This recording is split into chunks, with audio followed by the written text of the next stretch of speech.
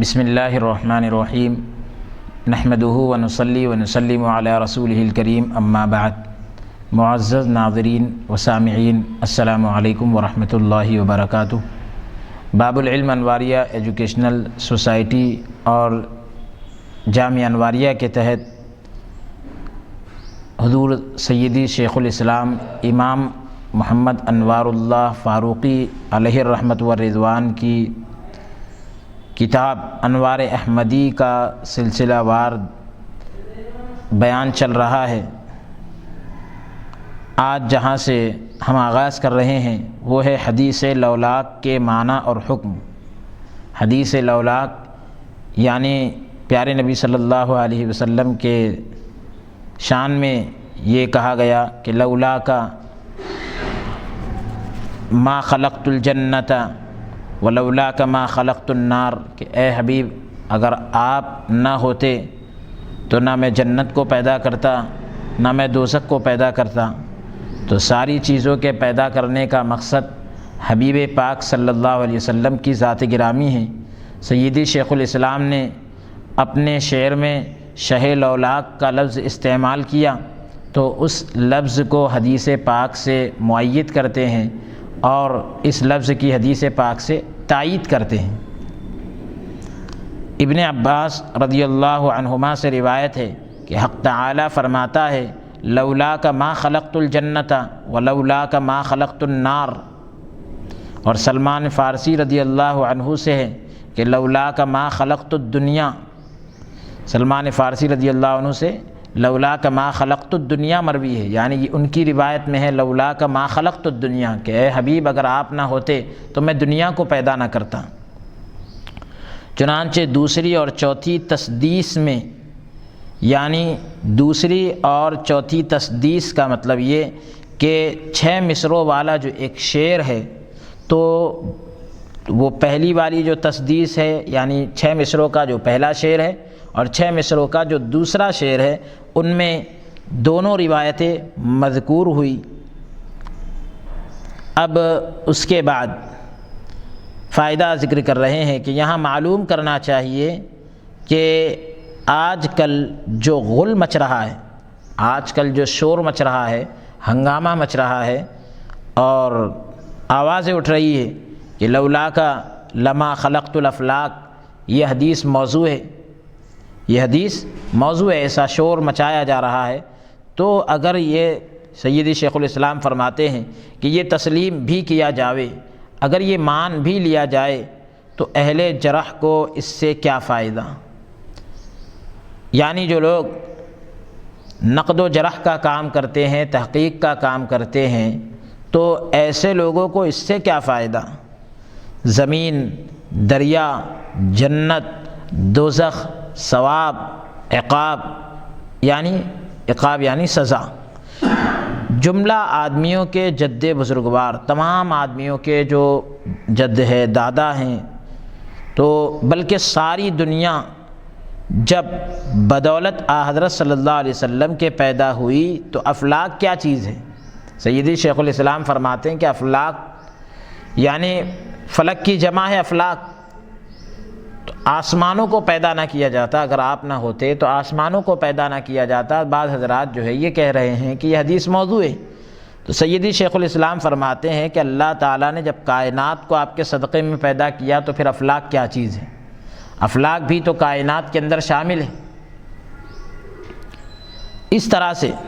دیکھ لو جنت، دوزخ، بدولت حضرت صلی اللہ علیہ وسلم کے پیدا ہونے کی حدیث کو،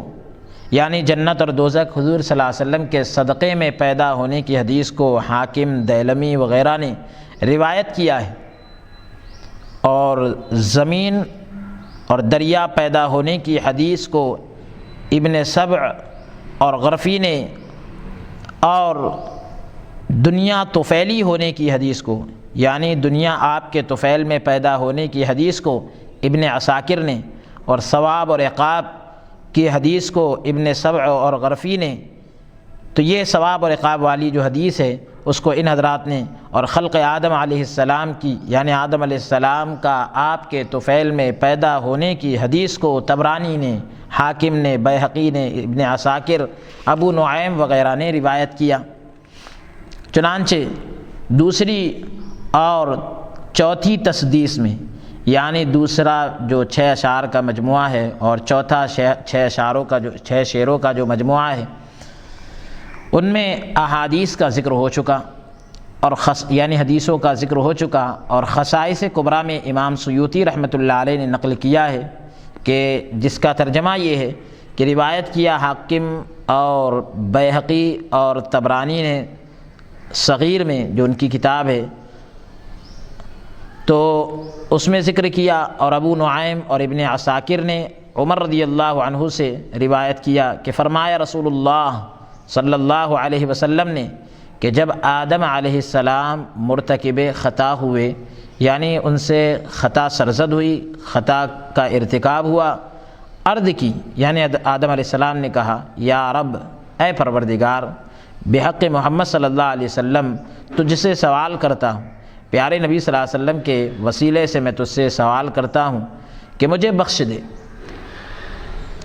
ارشاد ہوا کہ تم نے محمد صلی اللہ علیہ وسلم کو کیسے پہچانا؟ عرض کیا کہ جب تو نے مجھے پیدا کیا اور اپنی روح مجھ میں پھونکی، آدم علیہ السلام کہہ رہے ہیں کہ تو نے جب مجھے پیدا کیا اور اپنی روح مجھ میں جب پھونکی تو میں نے سر اٹھایا، جو دیکھا تو عرش کے ہر پائے پر، یعنی عرش کے جو ستون تھے اس پر لا الہ الا اللہ محمد الرسول اللہ لکھا ہوا ہے۔ اس سے میں سمجھ گیا کہ اپنے نام کے ساتھ اسی کا نام تو نے ملایا ہوگا جو محبوب ترین خلق تیرے پاس ہے، یعنی جو ساری مخلوق میں سب سے بہتر تیرے نزدیک ہے، تو نے اسی کا نام اپنے ساتھ ملایا ہوگا۔ ارشاد ہوا کہ اے آدم، تم سچ کہتے ہو،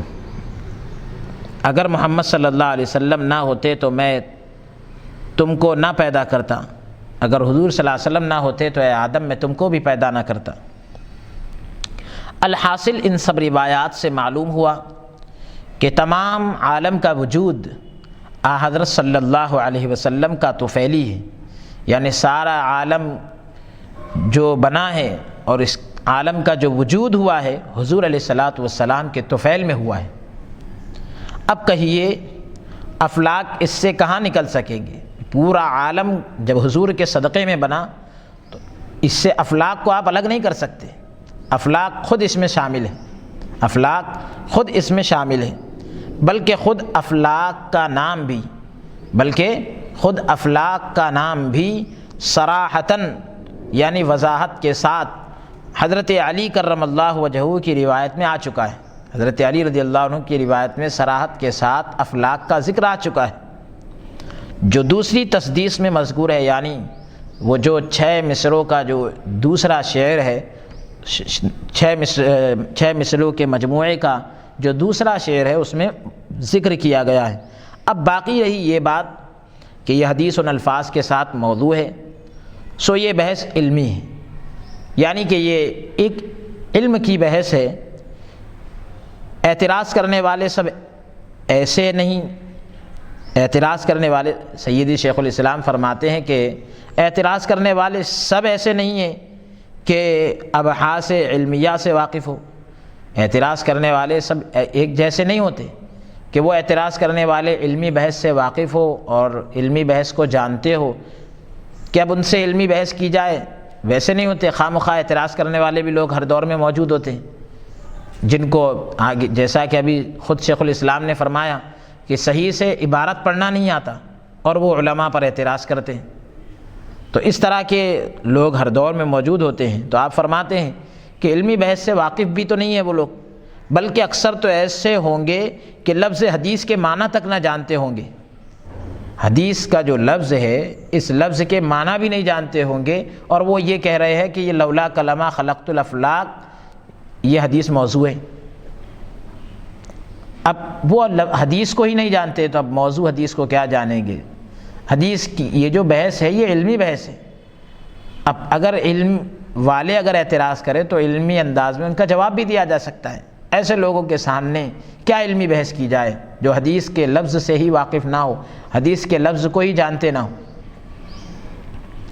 ایسے لوگوں کا ایسے موقع میں مقصود کچھ اور ہی ہوتا ہے۔ آپ فرماتے ہیں ایسے لوگوں کا ایسی جگہ پر مقصد کچھ اور ہوتا ہے۔ خیر، الغیب عند اللہ، حقیقی بات جو سب کے یعنی جو پوشیدہ باتیں ہیں وہ سب اللہ کے علم میں ہے۔ ابن جوزی نے تو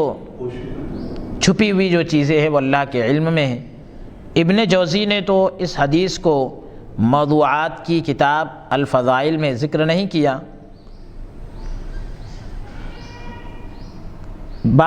باوجود کہ یعنی اس کے باوجود کہ کمال تشدد ان کا ظاہر ہے، یعنی شدت کے اندر جو کمال ہے، سختی کے اندر جو کمال ہے،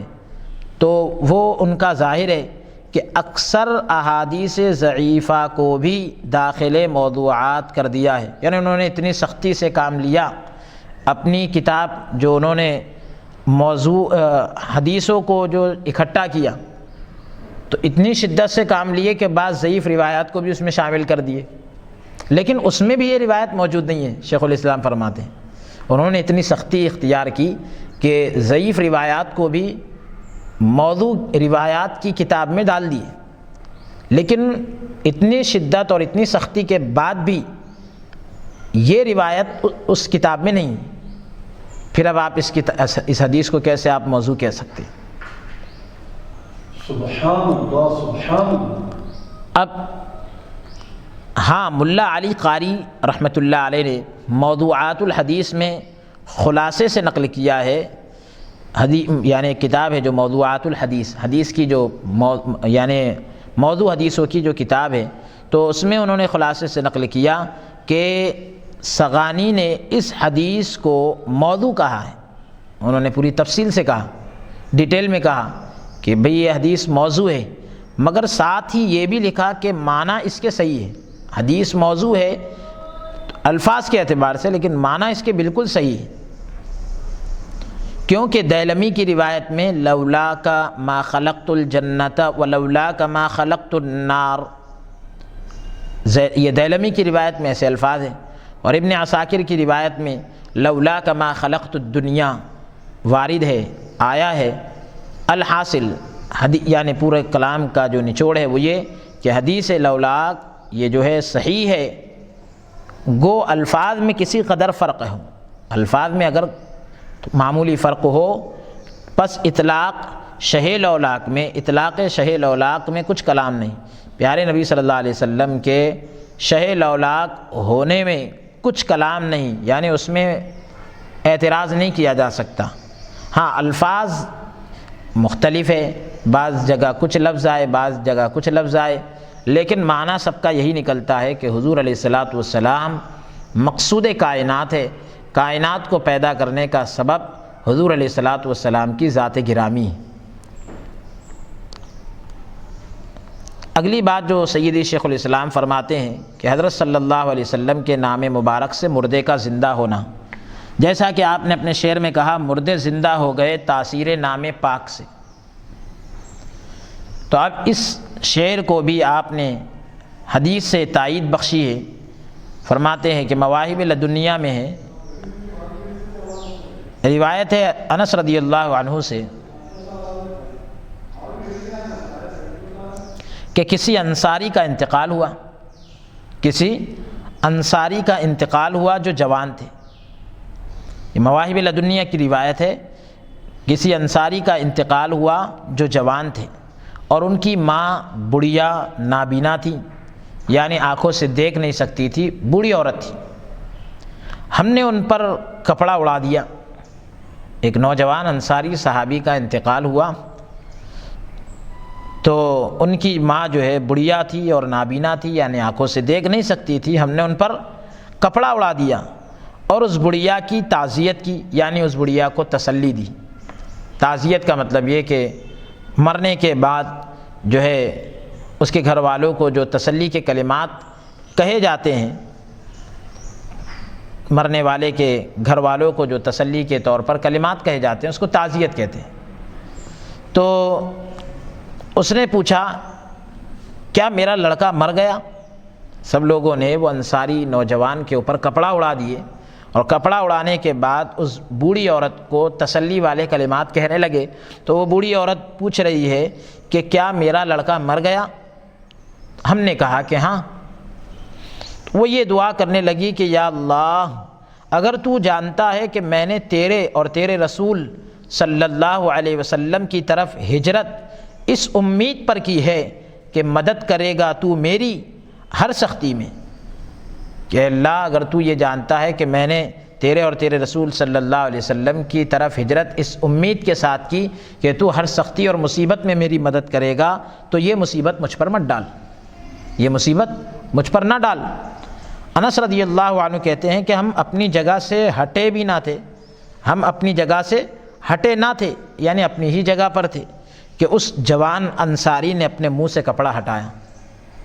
اس جوان انصاری نے اپنے منہ سے کپڑا ہٹایا اور ہمارے ساتھ مل کر کھانا کھایا۔ یہ وہ شخص ہے کہ مرنے کی وجہ سے جن کو کپڑا اڑا دیا گیا، لیکن وہ بوڑھی عورت نے دعا کی اور یہ کہا کہ میں تیرے اور تیرے رسول کی طرف ہجرت اس امید پر کی ہے کہ تو میری مدد کرے گا ہر سختی میں، تو پھر یہ مصیبت مجھ پر نہ ڈال۔ حضرت انس رضی اللہ عنہ کہتے ہیں کہ ہم اپنی ہی جگہ پر تھے کہ اس نوجوان انصاری نے اپنے منہ سے کپڑا ہٹا دیا اور ہمارے ساتھ مل کر کھانا کھایا۔ اور دوسری روایت میں ہے کہ اس وقت تک وہ نوجوان انصاری زندہ رہے کہ ان کی ماں کا انتقال ان کے روبرو ہوا، ان کی ماں کا انتقال ان کے سامنے ہوا، وہ انصاری نوجوان کے سامنے ہی ان کی ماں کا انتقال ہوا۔ روایت کیا اس کو ابن عدی نے اور ابن ابی عدی نے اور بیہقی نے اور ابو نعیم وغیرہ نے۔ سبحان اللہ، کیا قوی ذریعہ ہے، کیا طاقتور مضبوط ذریعہ ہے۔ حضرت صلی اللہ علیہ وسلم کے نام کا ان بیوی کے دل میں متمکن تھا، یعنی نبی کریم صلی اللہ علیہ وسلم کا نام پاک اس بوڑھی عورت کے دل میں جمع ہوا تھا، اس بوڑھی عورت کے دل میں ٹھہرا ہوا تھا، جمع ہوا تھا، ٹکا ہوا تھا، کہ بغیر سوچے کہ ویسی نازک حالت میں بھی زبان پر آ گیا، بغیر سوچے سمجھے بھی اتنی نازک حالت میں کہ بیٹا مر چکا ہے، بیٹے کا انتقال ہو چکا ہے، ویسی نازک حالت کے اندر بھی اس بوڑھی عورت کی زبان پر نام مصطفیٰ آ گیا۔ اور کیسا اعتقاد کامل تھا، کیسا دل کے اندر ان کے عقیدہ تھا اور اعتقاد تھا کہ شک کو کچھ موقع ہی نہ ملا، یعنی شک کو کوئی گنجائش ہی نہیں ملی، شک اور شبے کو کچھ جگہ نہ ملی۔ خوب ذہن نشین تھا کہ جب سب گھر بار چھوڑ کے حضرت صلی اللہ علیہ وسلم کی خدمت میں پہنچ گئے اور حضرت صلی اللہ علیہ وسلم کے ہو رہے، تو کیسی ہی مصیبت کیوں نہ ہو، جب اس ذریعے سے دعا کی جائے، جب اس ذریعے سے دعا کی جائے گی، اگر موت بھی ہو تو ٹل جائے گی۔ ان کا عقیدہ کیسا تھا کہ اگر حضور علیہ الصلاۃ والسلام کے اگر ہم ہو جائیں سچی طرح سے، تو پھر کیسی ہی مصیبت کیوں نہ ہو، آپ کے ذریعے سے جو بھی دعا کی جائے گی، اگر موت بھی ہو تو ٹل جائے گی، جو دعا کی جائے گی اللہ تعالیٰ جو ہے قبول کرے گا۔ پھر جب ایسی عقیدت کے ساتھ بارگاہ رب العزت میں وہ دعا پہنچی، یعنی ایسی عقیدت کے ساتھ، دل کے ایسے اعتقاد کے ساتھ وہ دعا جب خدا کی بارگاہ میں پہنچی، کون سی دعا؟ جس میں نام مبارک حضرت صلی اللہ علیہ وسلم شریک تھا، یعنی حضور صلی اللہ علیہ وسلم کا نام جس میں شامل تھا، تو یہ اس کا قبول ہونا کیا عجب۔ یعنی کچھ لوگوں کو تعجب ہوتا ہے، تو سیدی شیخ الاسلام فرماتے کہ تم کو تعجب کیوں ہوتا ہے؟ جب موت ٹل سکتی ہے حضور علیہ الصلاۃ والسلام کے نام کی برکت سے، تو پھر ظاہر سی بات ہے جس دعا کے اندر عقیدت کے ساتھ حضور علیہ الصلاۃ والسلام کا نام لے کر دعا کی جائے، تو وہ دعا کیوں قبول نہ ہو؟ تم کو تعجب کیوں ہوتا ہے؟ کیونکہ ابتدائے نشائے عنصری انسانی میں، یعنی انسان کے اعضاء کی جو ابتدا میں بناوٹ ہوتی ہے،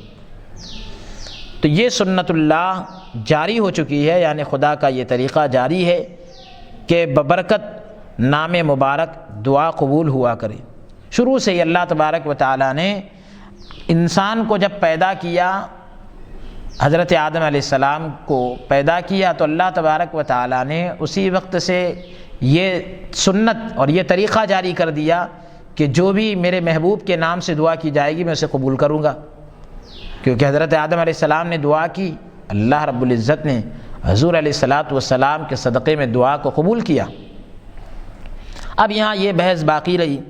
کہ تاثیر احیاء ہجرت میں تھی یا نیت میں تھی، یا نام حضرت صلی اللہ علیہ وسلم میں یا مجموع میں، یعنی وہ جو زندہ ہونے کی تاثیر ہے تو وہ عورت نے جو ہجرت کر کے آئی تھی اس کی وجہ سے دعا میں تاثیر پیدا ہوئی، یا پھر اس کی نیت کی وجہ سے یہ تاثیر پیدا ہوئی، یا حضور صلی اللہ علیہ وسلم کے نام پاک کی برکت سے تاثیر پیدا ہوئی، یا تمام چیزوں کے مجموعے سے تاثیر پیدا ہوئی۔ اور اگر مجموع میں ہو تو جزو اعظم کون ہے، یعنی اگر سب کو اکٹھا کر رہے ہیں کہ پوری دعا، یعنی ہجرت بھی، نیت بھی اور حضور علیہ السلام کا نام بھی، ساری چیزوں کی برکت سے دعا قبول ہوئی، تو اس میں سب سے بڑا جز کون سا ہے، سب سے بڑا کردار کس کا ہے، سب سے بڑا اثر کس کا ہے؟ چونکہ یہ بحث مسئلہ تاثیر اذان کے مشابہ ہے۔ اذان کی جو تاثیر کا مسئلہ ابھی پہلے گزرا ہے، یہ بحث پوری اسی کی طرح ہے۔ آپ اس سے پہلے سن چکے ہیں کہ حضرت سیدنا علی کرم اللہ وجہ الکریم نے یہ فرمایا کہ میرا یہ تجربہ ہے کہ جب بھی میں غم زدہ ہوا، میرے کان میں اذان دی گئی، سارے غم دور ہو گئے۔ تجربہ کر کے دیکھا، اور حضور علیہ السلام نے ان کو یہ عمل سکھلایا تھا اور بتلایا تھا۔ بہرحال تو جو ابھی اس سے پہلے درس میں اذان کے مسئلے کے، اذان کی تاثیر کا جو معاملہ تھا، وہ بحث کو اگر آپ سن چکے ہیں تو انشاءاللہ تعالی اب یہاں بحث کرنے کی ضرورت نہیں ہے، آپ اس بحث کو وہاں پر ملاحظہ کر سکتے ہیں جس کا ذکر ابھی ہوا ہے۔ اس لیے بخوف تطویل ناظرین کی تبع رسا، یعنی یہ کہ جو حضرات ملاحظہ کر رہے ہیں، دیکھ رہے ہیں، سن رہے ہیں، وہ حضرات کو خواہ جو ہے بات لمبی ہو جائے گی اور ان کی جو ہے طبیعت کو ناگوار گزرے گا، تو سیدی شیخ الاسلام نے کہا کہ وجدان سلیم پر حوالے کر دیا جاتا ہے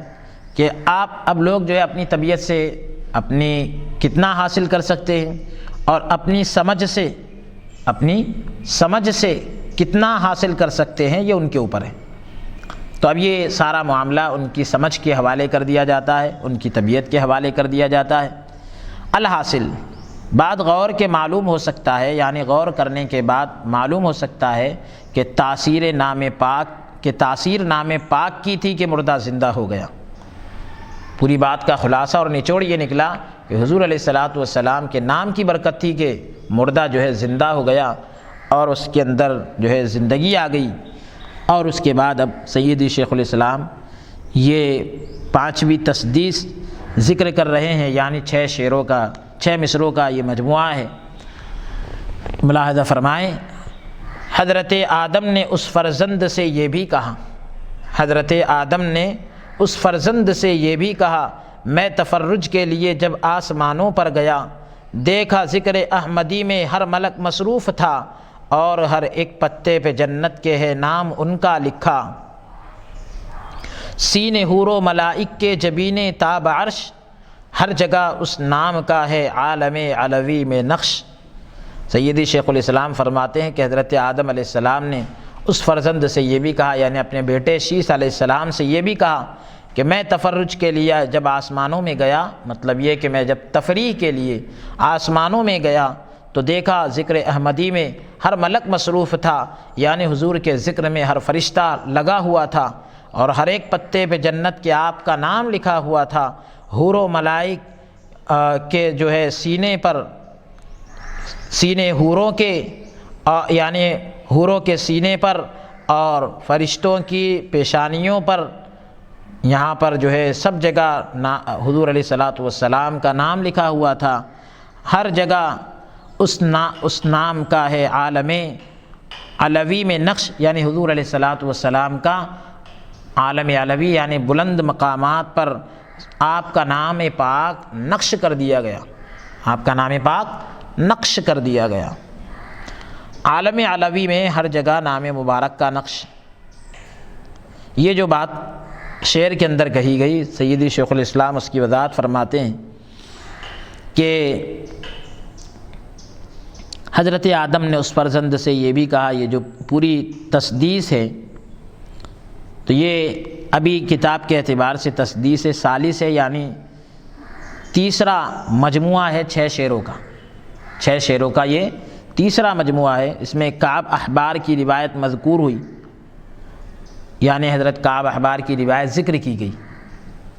جس سے معلوم ہوا کہ اللہ تعالیٰ کے نام پاک کے ساتھ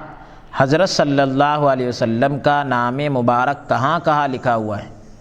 کعب احبار کی روایت سے ابھی آپ یہ سن چکے ہیں کہ حضور صلی اللہ علیہ وسلم کا نام کہاں کہاں لکھا ہوا ہے، آسمانوں پر ہر جگہ، جنت کے در و دیوار پر، حوروں کے سینوں پر، سدرۃ المنتہا، طوبیٰ اور اشجار جنت یعنی جنت کے درختوں کے پتے پتے پر، پردوں کے اطراف اور فرشتوں کے آنکھوں کے بیچ میں، اور جیسا کہ ابھی یہ ذکر کیا گیا کہ پیشانی پر، تو ظاہر سی بات ہے کہ آنکھوں کے بیچ میں، پیشانی کے اوپر ہی لکھا گیا، بات دونوں ایک ہی۔ اور یہ بھی مذکور ہوا، یعنی یہ بھی ذکر کیا گیا کہ فرشتے ہر وقت حضرت صلی اللہ علیہ وسلم کے ذکر میں مصروف ہے، فرشتے ہر وقت پیارے نبی صلی اللہ علیہ وسلم کے ذکر میں لگے ہوئے، اور سوائے اس کے اور روایت مرفوعہ بھی اس کے مؤید ہے، یعنی اس کے علاوہ اور مرفوع روایتیں بھی اس کی تائید میں ہیں۔ چنانچہ امام سیوطی رحمۃ اللہ علیہ نے خصائص کبریٰ میں ذکر کیا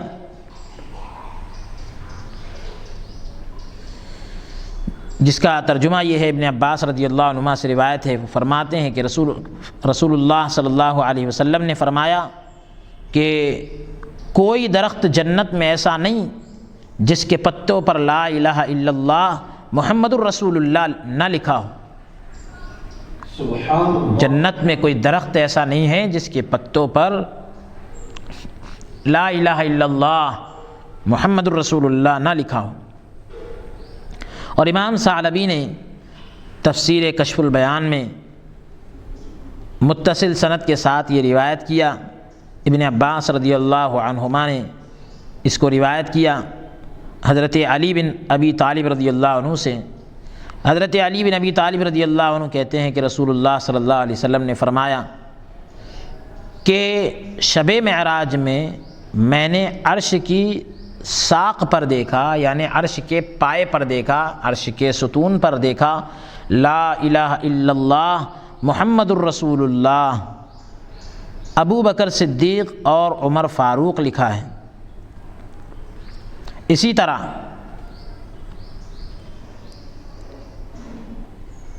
خصائص کبریٰ میں نقل کیا ہے، جس کا ترجمہ یہ ہے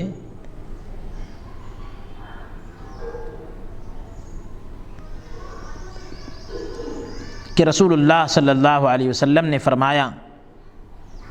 کہ شب معراج عرش کی ساق پر یعنی عرش کے پائے پر میں نے لکھا دیکھا لا الہ الا اللہ محمد الرسول اللہ۔ پھر فرمایا ایدتہ بعلی، یعنی تائید دی میں نے ان کو علی رضی اللہ عنہ سے۔ تو خصائص کبریٰ میں بھی یہ روایت ہے جس کا ترجمہ یہ ہے کہ عمر رضی اللہ عنہ نے کعب احبار سے کہا کہ رسول اللہ صلی اللہ علیہ وسلم کے ان فضائل کی ہمیں خبر دو جو قبل ولادت شریف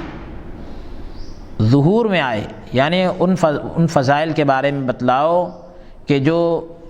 حضور علیہ الصلاۃ والسلام کی ولادت آپ کے پیدائش سے پہلے جو ظاہر ہوئے، تو کہا کہ کعب احبار نے کہا کہ میں نے کتب سابقہ میں پڑھا ہے، یعنی پچھلی کتابوں میں پڑھا ہے، پہلے کی جو کتابیں ہیں اس میں پڑھا ہے کہ ابراہیم خلیل علی نبینا وعلیہ الصلاۃ والسلام، یعنی حضرت ابراہیم خلیل اللہ نے ایک پتھر پایا تھا، یعنی ان کو ایک پتھر ملا جس پر 4 سطریں لکھی تھی، 4 لائن اس کے اوپر لکھی تھی۔ پہلی سطر انا اللہ لا الہ الا انا فاعبدونی، دوسری سطر انی انا اللہ لا الہ الا انا محمد رسولی طوبی لمن آمن بہ واتبعہ۔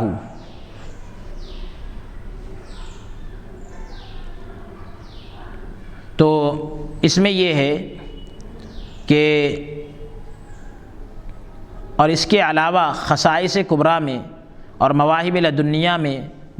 اور اس کے علاوہ اور دیگر کتابوں میں بہت روایتیں مذکور ہے، ذکر کی گئی ہے۔ اکثر بلاد میں، یعنی زیادہ تر شہروں میں اشجار و احجار پر کلمہ طیبہ لکھا ہوا اکثر لوگوں نے دیکھا ہے، یعنی کئی شہروں میں درختوں اور پتھروں پر کلمہ طیبہ لکھا ہوا کئی لوگوں نے دیکھا ہے۔ اور جابر رضی اللہ عنہ سے روایت ہے کہ سلیمان علیہ السلام کی مہر کا نقش یہ تھا، لا الہ الا اللہ محمد الرسول اللہ۔ اگرچہ ابن جوزی رحمۃ اللہ علیہ نے اس روایت کو موضوع کہا ہے، مگر امام سیوطی رحمۃ اللہ علیہ نے تعقبات میں لکھا ہے کہ عبادہ بن صامت رضی اللہ عنہ سے بھی یہی روایت وارد ہے، یعنی یہی روایت آئی ہے جس کی تخریج طبرانی نے کی ہے۔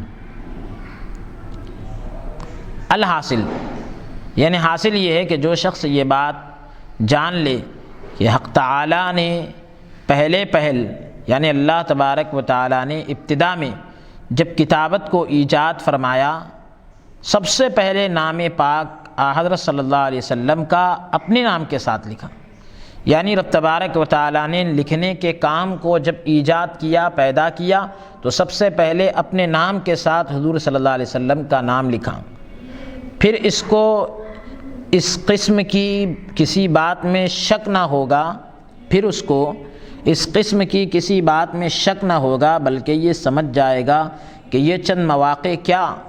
یعنی یہ کچھ جگہ کیا، یہ کچھ موقع کیا، اگر سارا عالم نام آوری پر حضرت کے گواہی دے تو کوئی بڑی بات نہیں، یعنی حضور علیہ الصلاۃ والسلام کے نام لینے پر اگر پورا عالم بھی اگر گواہی دے تو کوئی بڑی بات نہیں ہے، کیونکہ اللہ تبارک و تعالیٰ نے جب کتابت کو یعنی لکھنے کے کام کو ایجاد کیا اور اس کو وجود بخشا، تو سب سے پہلے اپنے نام کے ساتھ اپنے حبیب پاک صلی اللہ علیہ وسلم کا نام لکھا۔ فردوس دیلمی میں روایت ہے جس کا ترجمہ یہ ہے کہ روایت ہے حضرت عبداللہ ابن عباس رضی اللہ عنہ سے کہ پہلی بات جو اللہ تعالیٰ نے پہلی کتاب میں لکھی یہ ہے کہ میں اللہ ہوں اور میرے سوا کوئی معبود نہیں، میری رحمت میرے غصے سے بڑی ہوئی ہے، میری رحمت میرے غصے سے بڑی ہوئی ہے، مطلب یہ کہ میرے غصے پر میری رحمت غالب آ جاتی ہے۔ تو اللہ تبارک و تعالیٰ کی بارگاہ میں غضب بھی ہے اور رحمت بھی، لیکن اللہ تبارک و تعالیٰ کے غضب کو اس کی رحمت ڈھانپ لیتی ہے۔ پھر جو شخص گواہی دے کہ کوئی معبود اللہ کے سوا نہیں، یعنی اللہ کے علاوہ کوئی عبادت کے لائق نہیں، اور محمد صلی اللہ علیہ وسلم اس کے بندے اور رسول ہے، تو اس کے واسطے جنت ہے، ایسے شخص کے لیے جنت ہے۔ حضرت صلی اللہ علیہ وسلم کے اوصاف اور فضائل کسبی نہیں۔ سیدی شیخ الاسلام امام محمد انوار اللہ فاروقی رحمۃ اللہ علیہ آپ فرماتے ہیں کہ الحاصل ان تمام یعنی حضور صلی اللہ علیہ وسلم کے اوصاف اور فضائل، آپ کی جو فضیلتیں ہیں وہ کسبی نہیں، یعنی خود سے کمائی بھی نہیں، یہ اللہ تبارک و تعالیٰ کی عطا سے ہے۔ دیکھیے الحاصل ان تمام روایات سے یہ ثابت ہے کہ جو قدر و منزلت یعنی جو مقام و مرتبہ اور خصوصیت حضرت صلی اللہ علیہ وسلم کی حق تعالیٰ کے نزدیک ہے، جو مقام و مرتبہ حضور صلی اللہ علیہ وسلم کا خدا کی بارگاہ میں ہے، اس کا کچھ شمار و حساب نہیں، اس کو آپ حساب میں نہیں لا سکتے، کاؤنٹ نہیں کر سکتے، آپ گن نہیں سکتے۔ اب یہ معلوم نہیں کہ منشا اور سبب اس کا کیا ہے، یہ ہمیں پتہ نہیں، کیونکہ اگر حضرت صلی اللہ علیہ وسلم صرف رسول ہی تھے تو اتنا کافی تھا کہ مثل دوسرے رسولوں کے بعد ادا کرنے فرض منصبی یعنی تبلیغ رسالت کے مستحق تحسین ہوتے۔ یعنی اگر آپ صرف رسول ہوتے تو اتنا کافی ہو جاتا کہ جیسا دوسرے پیغمبروں نے اپنی جو دعوت کو پہنچانے کا کام ہے اور جو ان کا فرض ہے اس کو ادا کر دیا تو پھر وہ تحسین کے مستحق ہو گئے، یعنی یہ کہ ان کو اچھا قرار دیا جائے اور ان کی خوبی بیان کی جائے، ان کی تعریف کی جائے، تو یہ اس کے مستحق ہو جاتے ہیں۔ اس کے کیا معنی کہ ہنوز عالم کا نام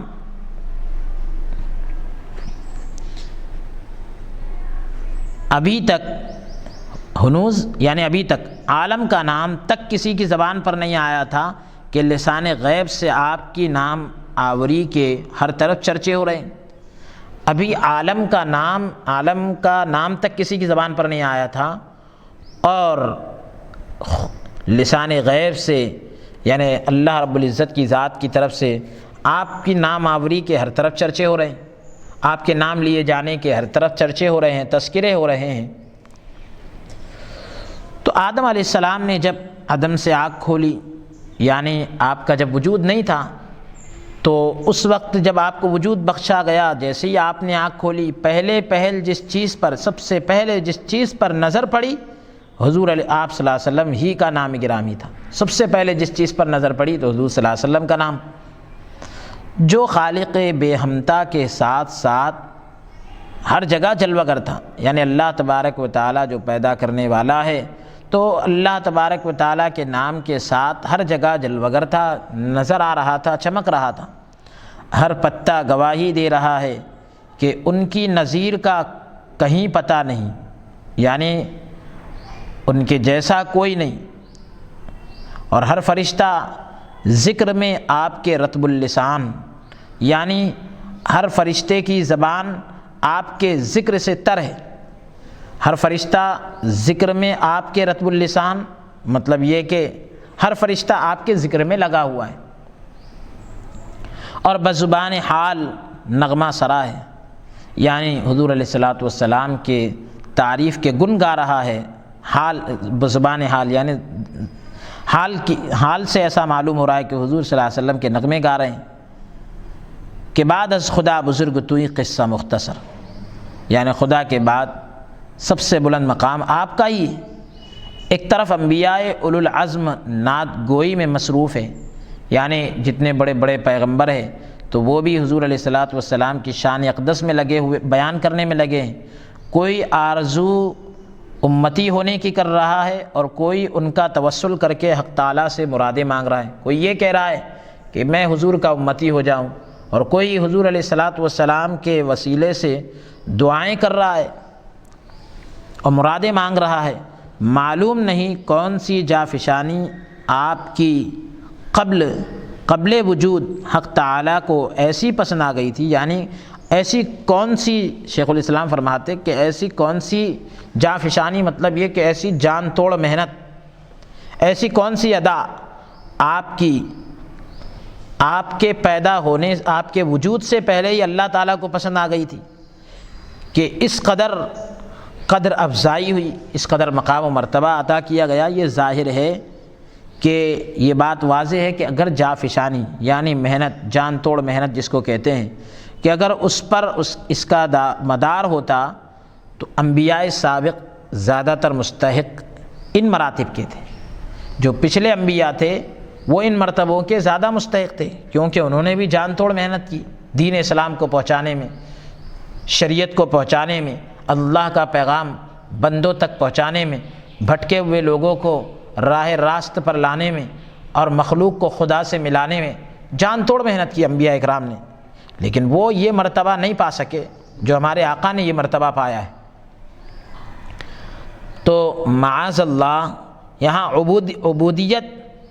اور عبادت کو کیا دخل؟ تو یہ جب دعوت اور تبلیغ کا جو کام ہے، انبیاء اکرام کا جو مشن تھا، اب اس کو پہنچانے میں انبیاء اکرام کس قدر کامیاب ہوئے، تو اب یہاں پر تو عبادت وغیرہ کی بات نہیں کر سکتے کہ اس کی وجہ سے آپ کو یہ مقام و مرتبہ ملا ہو۔ یہ ایک خاص فضیلت ہے۔ شیخ الاسلام فرماتے ہیں کہ خلاصہ کلام یہی ہے کہ یہ ایک خاص فضیلت ہے جس کا وجود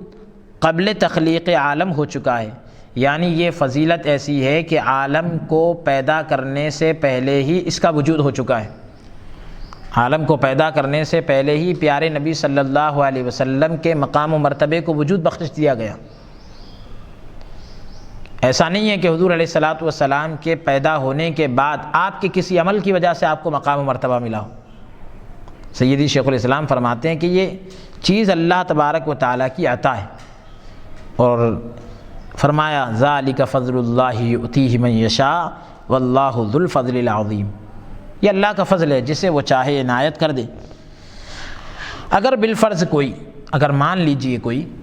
کوئی جو ہے تمام ملائک اور جن و انس وغیرہ کی عبادت کر کے یہ توقع رکھے کہ ہم بھی ایسا رتبہ حاصل کر سکتے ہیں، تو کیا ممکن ہوگا؟ نعوذ باللہ من ذالک، یہ بھی ایک قسم کا جنون سمجھا جائے گا کہ اگر کوئی شخص جو ہے بالفرض مان لیجئے کہ تمام فرشتوں کی، جناتوں کی، انسانوں کی عبادت کر کے یہ امید رکھے کہ ہم بھی ایسا مقام اور مرتبہ حاصل کر سکتے ہیں، تو کیا یہ ممکن ہے؟ نعوذ باللہ من ذالک، ہم اللہ کی اس سے پناہ چاہتے ہیں۔ یہ بھی ایک قسم کا جنون یعنی دیوانہ پن ہے، پاگل پن ہے۔ خالق عالم یعنی عالم کو پیدا کرنے والا خالق عالم جل شانہ، اس کی شان بڑی عظیم تر ہے، بزرگ و برتر ہے۔ ازل سے ابد تک کی فضیلت، شروع سے لے کر اخیر تک کی فضیلت اپنے حبیب صلی اللہ علیہ وسلم کو عطا کر چکا، دے چکا۔ ازل کا حال تو کسی کو کسی قدر معلوم ہوا، ازل کا حال یعنی ابتدا کا حال تو کسی قدر معلوم ہوا، ابد کا حال بھی آئندہ انشاءاللہ تعالی معلوم ہوگا۔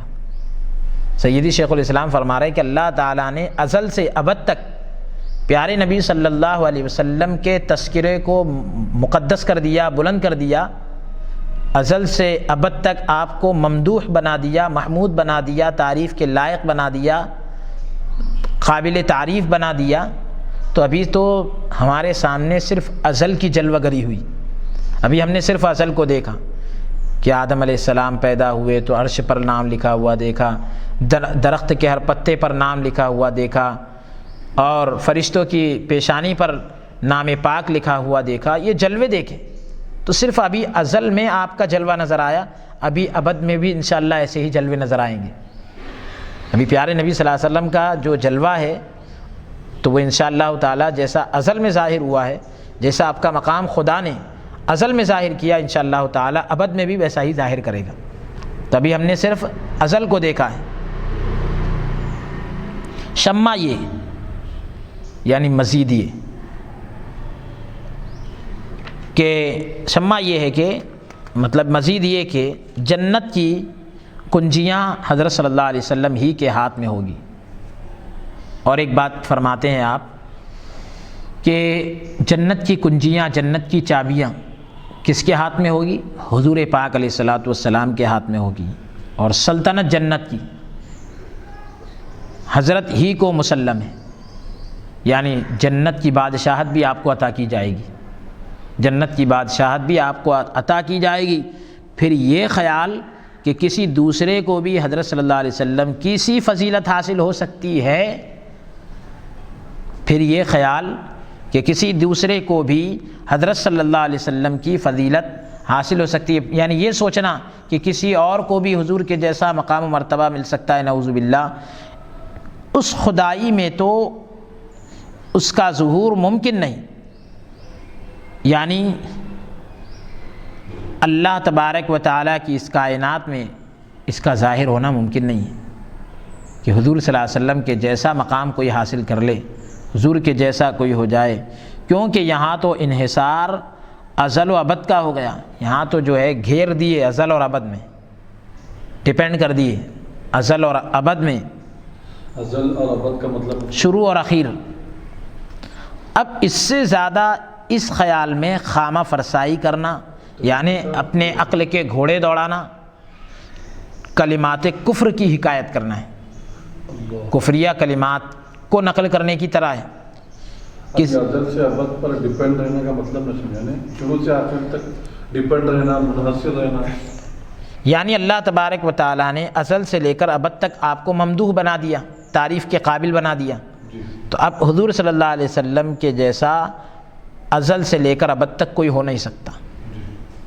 اس سے آگے کیا ہے وہ بہتر جانتا ہے، اللہ رب العالمین سب بہتر جانتا ہے، لیکن ابھی ہماری سمجھ کے لیے بتلایا گیا ہے، یہ ہماری سمجھ کے لیے بتلایا گیا۔ اب اس سے آگے بڑھنا، اس خیال میں یہ ازل سے ابد تک، جو شروع سے اخیر تک کا جو پیمانہ بتایا گیا، بس ہم کو یہیں تک رہنا چاہیے۔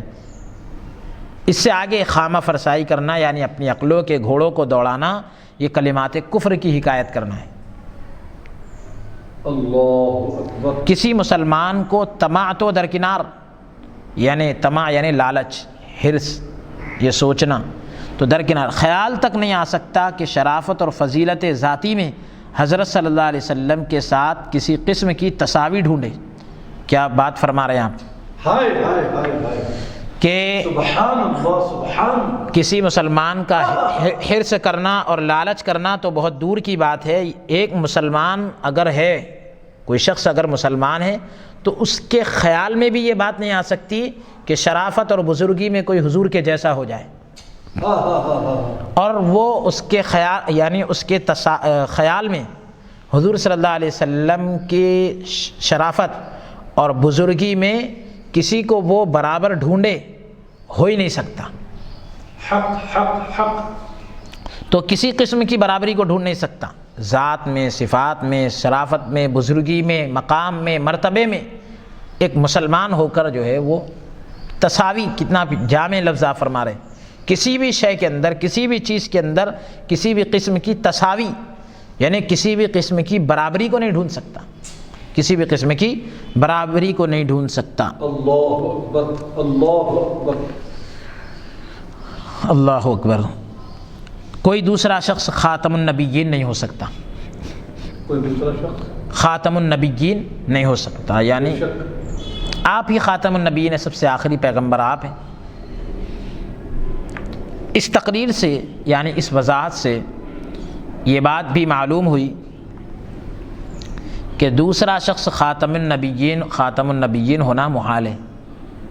ناممکن ہے، ہو ہی نہیں سکتا کہ کوئی دوسرا شخص حضور کے بعد نبی تھے۔ حضور کے بعد نبی ہو۔ پھر بعض لوگ، یعنی کچھ لوگ جو کہتے ہیں کہ اگرچہ دوسرا خاتم النبیین ہونا محال اور ممتنع ہے، یعنی اگرچہ دوسرے کوئی آخری نبی ہونا یہ ممکن نہیں ہے، مگر یہ امتناع لغیرہ ہی ہوگا، یہ امتناع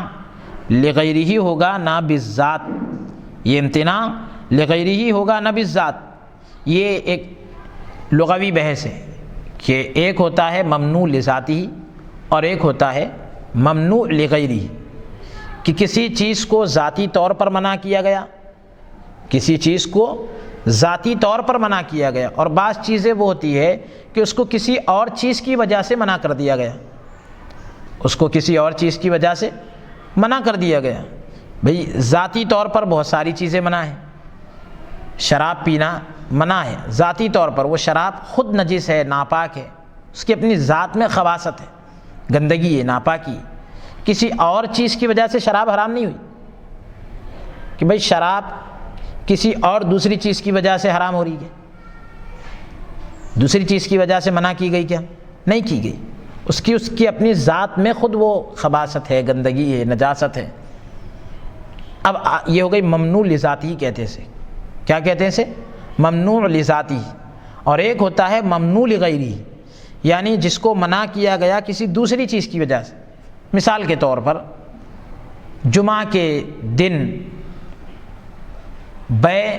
کرنا، اذان جمعہ کے بعد جو ہے بیع کرنا، خرید و فروخت کرنا، سامان لین دین کرنا، تو یہ سامان کی خرید و فروخت تو جائز ہے، سامان کی خرید و فروخت جائز ہے، لیکن منع ہو گئی کسی دوسری چیز کی وجہ سے، اور وہ ہے جمعہ کا وقت۔ یہاں پر جو سامان کی خرید و فروخت سے روکا گیا تو کسی دوسری چیز کی وجہ سے، اور وہ کیا ہے؟ جمعہ کا وقت۔ تو اس طرح سے شیخ الاسلام فرما رہے ہیں کہ یہ جس سے امکان ذاتی کی نفی نہیں ہو سکتی، یعنی لوگ یہ کہہ رہے، کچھ لوگ اگر یہ کہتے ہیں کہ دوسرا خاتم النبیین ہونا یہ ممکن نہیں ہے، تو یعنی مطلب یہ کہ محال ہے، مگر یہ امتناع لغیرہ ہی ہوگا نہ بالذات، جس سے امکان ذاتی کی نفی نہیں ہو سکتی۔ امکان ذاتی یعنی ذاتی طور پر ممکن ہونے کی نفی نہیں ہو سکتی، کیونکہ امکان ذاتی اور امتناع لغیرہ میں کچھ منافات نہیں،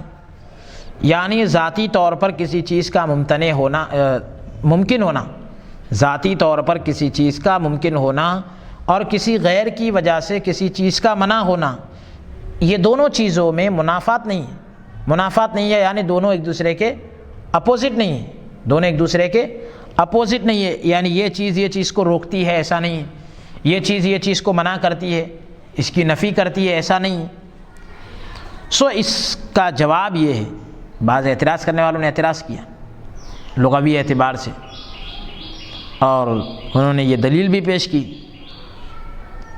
تو سیدی شیخ الاسلام اس کا جواب ارشاد فرما رہے ہیں۔ سو اس کا جواب یہ ہے، یہ اہل علم حضرات اس بحث کو بخوبی سمجھ سکیں گے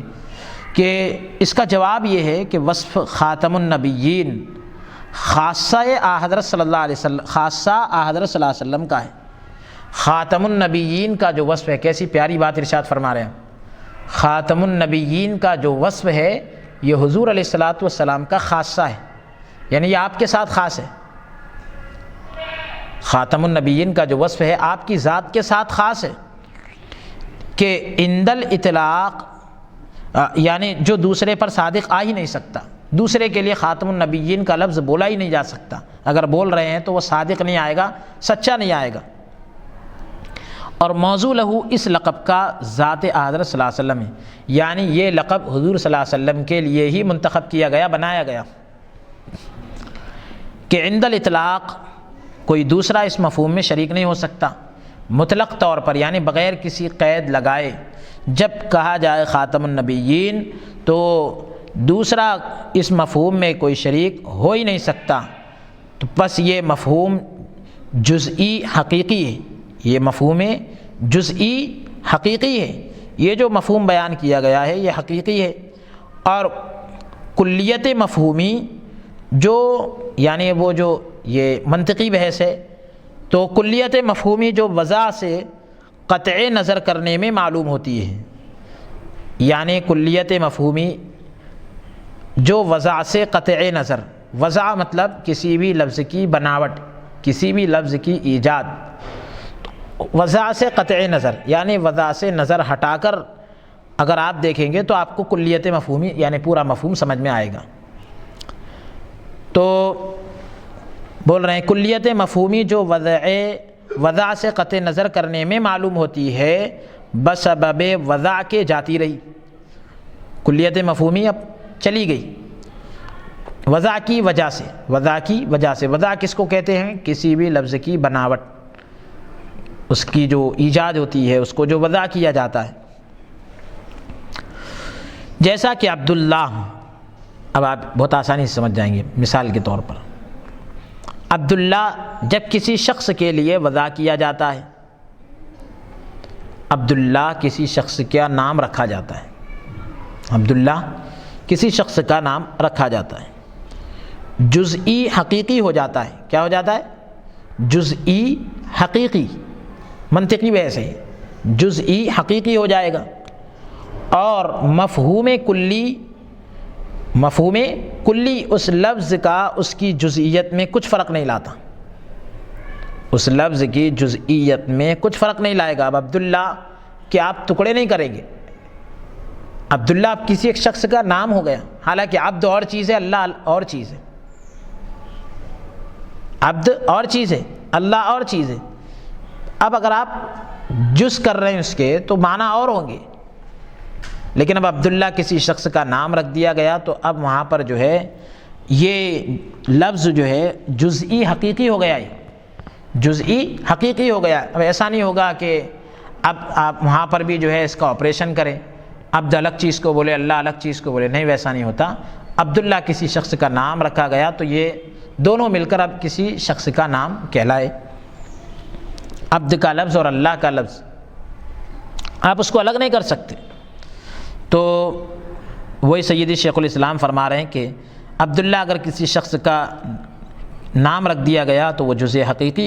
حقیقی ہو گیا، اور مفہوم کلی اس لفظ کا اس کی جزئیت میں کچھ فرق نہیں لاتا۔ بلکہ اگر غور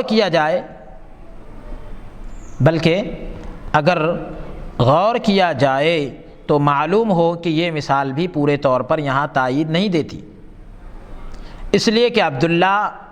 عین وقت وضع میں برابر دوسروں پر کہا جاتا ہے۔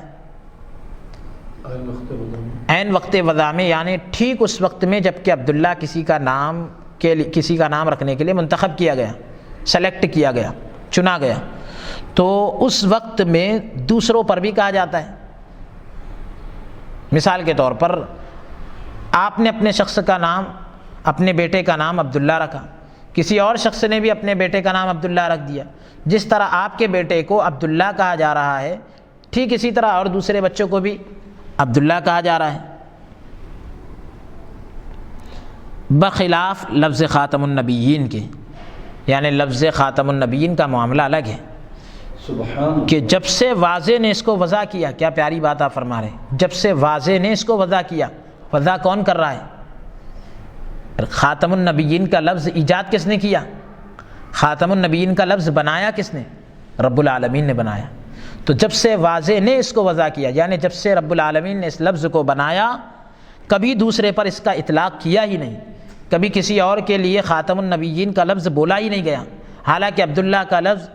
آپ کے بچے کے لیے بھی بولا گیا،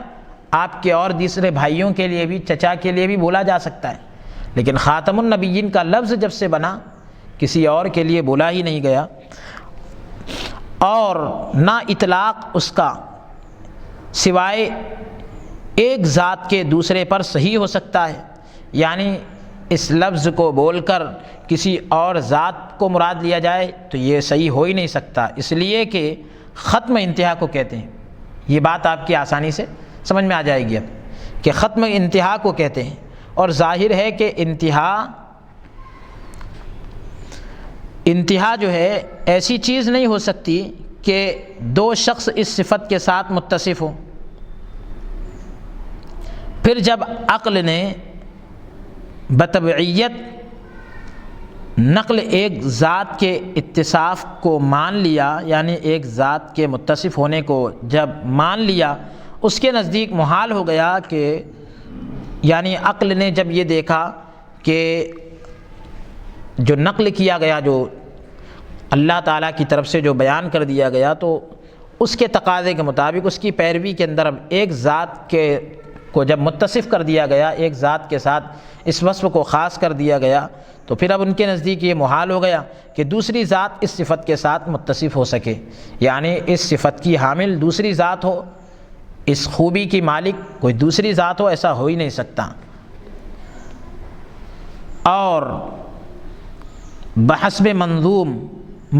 منطوق لازم الوثوق قولہ تعالی، اللہ تبارک و تعالیٰ کا قول ہے ما یبدل القول لدی، کہ جب ابد الآباد یہ لقب مختص حضرت، یہ لقب مختص یعنی یہ خاص لقب جب شروع سے اخیر تک ہمیشہ حضرت صلی اللہ علیہ وسلم کے حضرت صلی اللہ علیہ وسلم ہی کے لیے ٹھہرا، سیدی شیخ الاسلام فرما رہے ہیں کہ جب ہمیشہ یہ لقب، یہ خاص لقب حضور صلی اللہ علیہ وسلم ہی کے لیے ٹھہرا، تو جزئیت اس مفہوم کی ابد الآباد کے لیے ہو گئی۔ اس مفہوم کی جو جزئیت ہے، اس مفہوم کا جو نچوڑ نکل رہا ہے، وہ ابد الآباد کے لیے ہوگا، کیونکہ یہ لقب قرآن شریف سے ثابت ہے جو بلا شک قدیم ہے۔ قرآن شریف جو ہے قدیم ہے، تو یہ لقب حضور صلی اللہ علیہ وسلم کا جو خاتم النبیین ہے قرآن سے ثابت ہے، اور جب قرآن قدیم ہے تو حضور صلی اللہ علیہ وسلم کا یہ لقب بھی قدیم ہوگا، یعنی ہمیشہ ہے اور ہمیشہ رہے گا۔ الحاصل اس مفہوم کی جزئیت میں کوئی شک نہیں۔ الحاصل یعنی خلاصہ کلام یہ نکلا کہ اس مفہوم کی جزئیت میں کوئی شک نہیں، اور یہ بات عبداللہ میں نہیں، یہ بات عبداللہ میں نہیں۔ اب اس دعوے کا قضیہ بنائیں، اب اس دعوے کا قضیہ بنائیں، یعنی اب یہ منطقی بحث ہے، تو قضیہ بنا کر فرما رہے ہیں کہ غیرہ علیہ السلام خاتم النبیین بالامکان، حضور علیہ الصلاۃ والسلام کے علاوہ خاتم النبیین کے امکان ہونے کی جو بات کر رہی ہیں، تو بول رہے ہیں کہ قضیہ بنائے یہ کہ بادنا تأمل، یعنی تھوڑا غور و فکر کرنے سے ثابت ہو جائے گا کہ یہ قضیہ بحمل صحیح منعقد ہی نہیں ہو سکتا، بحمل صحیح منعقد ہی نہیں ہو سکتا، اس لیے کہ حمل جزئی حقیقی کا کلی پر، اس لیے کہ حمل جزئی حقیقی کا کلی پر صحیح نہیں، جزئی حقیقی کو کلی حقیقی پر معمول کرنا صحیح نہیں ہے، درست نہیں ہے۔ اور اگر بنظر احمال موضوع کے جزئی سمجھا جائے تو پھر خواہ وہ معین ہو خواہ غیر معین، غیر موضوع لہو محمول کا ہوگا، غیر موضوع لہو محمول کا ہوگا۔ اور ابھی معلوم ہوا کہ محمول جزئی حقیقی ہو تو اس کا حمل دوسری جزئی پر ہرگز نہیں ہو سکتا، یعنی جزئی حقیقی کا محمول کرنا کلی پر صحیح نہیں ہے، آپ ابھی سن چکے ہیں، جیسا زید عمر درست نہیں ہے۔ اور حمل مذکور کے عدم جواز کی دوسری وجہ یہ بھی ہو سکتی ہے کہ خاصہ کا حمل غیر ذی الخاصہ پر درست نہیں، یعنی کوئی چیز جو ہے کسی کا خاصہ ہو، کسی کے لیے خاص ہو، تو اس کو آپ محمول کر رہے ہیں اس چیز پر جو خاصہ نہیں ہے یا خاصیت والی نہیں ہے، تو خاصے کا حمل کرنا غیر خاصہ پر یہ بھی درست نہیں ہے۔ جیسے الحمار کاتب، یہ کہنا درست نہیں ہے، کیونکہ لکھنے کا کام جو ہے یہ انسان کی خاصیت ہے، گدھے کی خاصیت نہیں ہے۔ اب کہہ رہے ہیں آپ کہ گدھا جو ہے لکھنے والا ہے، تو لکھنے کا خاصہ جو ہے یہ انسان کے ساتھ ہے، تو لکھنا جو ہے انسان کا خاصہ ہے، تو آپ اس کو غیر ذی الخاصہ جو ہے حمار ہے، کیونکہ یہ لکھنا جو ہے اس کی خاصیت نہیں ہے، تو آپ اس پر اس کو محمول نہیں کر سکتے، یعنی ایک چیز کو دوسرے پر آپ اس طریقے سے پیش نہیں کر سکتے۔ یا غیر آدم علیہ السلام ابو البشر، یا زید ابو زید، یعنی زید اپنا آپ باپ ہے، زید اپنا آپ باپ ہے، تو مثال آخری ممثل لہو پر اس وجہ سے منطبق ہے کہ جو آخری مثال دی جا رہی ہے تو کس کے لیے مثال دی جا رہی ہے، تو اس پر بالکل منطبق ہو رہی ہے، فٹ ہو رہی ہے کہ عمر مثلا زید کا باپ ہے، تو یہ صفت اس کا خاصہ ہوگی۔ عمر جو ہے مثال کے طور پر زید کا باپ ہے، عمر ایک شخص کا نام ہے، تو وہ جو ہے زید کے والد ہیں، تو یہ صفت ان کا خاصہ ہوگی، والد ہونا۔ پھر یہ صفت اگر غیر عمر پر اطلاق کی جائے تو یعنی اگر یہ باپ ہونے کی صفت عمر کے علاوہ کسی اور کے لیے بولی جائے تو اس امر میں کہ موضوع غیر ذی الخاصہ ہے، زید اور بکر دونوں برابر ہوں گے، موضوع غیر ذی الخاصہ ہے یعنی خاصیت والا نہیں ہے، تو زید اور بکر دونوں برابر ہوں گے۔ پس اطلاق ابو زید خاصہ کا اگر بکر پر صحیح ہو، یعنی زید کے والد کی جو خاصیت کا اطلاق ہے، اگر بکر پر صحیح ہو تو چاہیے کہ اس کی جہت سے زید پر بھی صحیح ہو، اس کی طرف سے زید پر بھی اطلاق صحیح ہوگا، کیونکہ غیر ذی الخاصہ ہونے میں دونوں برابر ہیں۔ غیر ذی الخاصہ یعنی خاصیت والا نہ ہونے میں دونوں کی دونوں برابر ہیں، اور کہہ رہے ہیں کہ واللازم باطل فالملزوم مثلہ، کہ جب لازم باطل ہو گیا تو ملزوم بھی باطل ہو جاتا ہے۔ اور قطع نظر یعنی اس چیز کی طرف سے نظر ہٹا کر، قطع نظر اس کے یہ تو ظاہر ہے کہ زید کا پدر حقیقی یعنی زید کے حقیقی والد جب امر ہو تو یہ صفت دوسرے پر کیوں کر صادق آ سکے، تو یعنی یہی بتلانا چاہ رہے ہیں کہ جب حقیقی طور پر خاتم النبیین حضور صلی اللہ علیہ وسلم ہے تو یہ صفت کسی دوسرے پر صادق نہیں آ سکتی، یہ صفت کسی اور کے لیے استعمال نہیں ہو سکتی۔ الحاصل خاصہ ایک شے کا دوسرے پر صادق نہیں آ سکتا۔ خلاصہ کلام یہ نکلا کہ ایک شے کا خاصہ دوسری شے پر صادق نہیں آ سکتا، ورنہ وہ خاصہ نہیں ہوگا۔ اس کو خاصہ کہیں گے کہ وہ دوسری چیز پر صادق نہ آئے بلکہ اسی چیز پر صادق آئے، تو کہہ رہے ہیں لم اس کا یہ ہے یعنی وجہ اس کی یہ ہے کہ محمول کو چاہیے کہ ذاتی موضوع کا ہو یا عرضی، محمول ذاتی ہو یا عرضی ہو، اور حمل وہی صادق آتا ہے جہاں مبدأ محمول کا ذاتی موضوع کا ہو، جہاں مبدأ محمول کا ذاتی موضوع کا ہو، جیسے الانسان ناطق یا صفت منضمہ ہو، جیسے زید کاتب یا منتزعہ ہو، خواہ بالاضافت ہو چاہے اضافت کے ذریعے سے ہو، جیسے السماء، یعنی یہ کہنا کہ آسمان ہمارے اوپر ہے، یا بلا اضافت جیسے الاربعۃ زوج۔ پھر جب مبدأ محمول کا خاصہ کسی دوسری چیز کا ہو تو غیر ذی الخاصہ کی نہ ذاتی ہو سکے گا، نہ وصف منضمہ اور نہ منتزعہ۔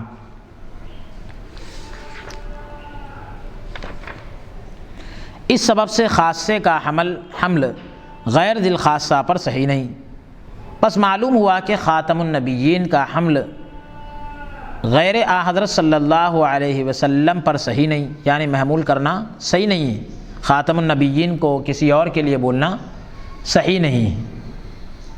اور یہ تو ظاہر ہے کہ نسبت حکمیہ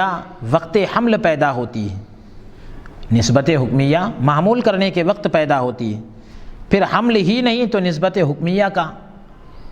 جب حمل ہوگا تو نسبت پائی جائے گی، حمل ہی نہیں ہوگا تو نسبت حکمیہ کہاں سے پائی جائے گی؟ اور یہ تو ظاہر ہے کہ نسبت حکمیہ وقت حمل پیدا ہوتی ہے، پھر حمل ہی نہیں تو نسبت حکمیہ کا، اور جب نسبت ہی کا پتہ نہ ہو تو جہت امکان کیوں کر ثابت ہو سکے، یعنی ممکن ہونے کی سمت جو ہے وہ کیسے ثابت ہوگی؟ اس لیے کہ جہت تو نسبت کی کیفیت کا نام ہے، جہت جو ہے نسبت کی کیفیت کا نام ہے،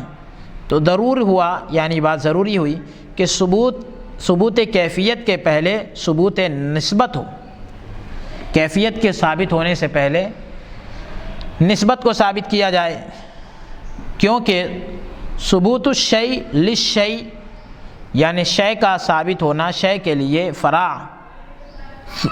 تو کہہ رہے ہیں فرع ثبوت مثبت لہو ہے، یعنی جس کے لیے ثابت کیا جا رہا ہے، یا یوں کہیے کہ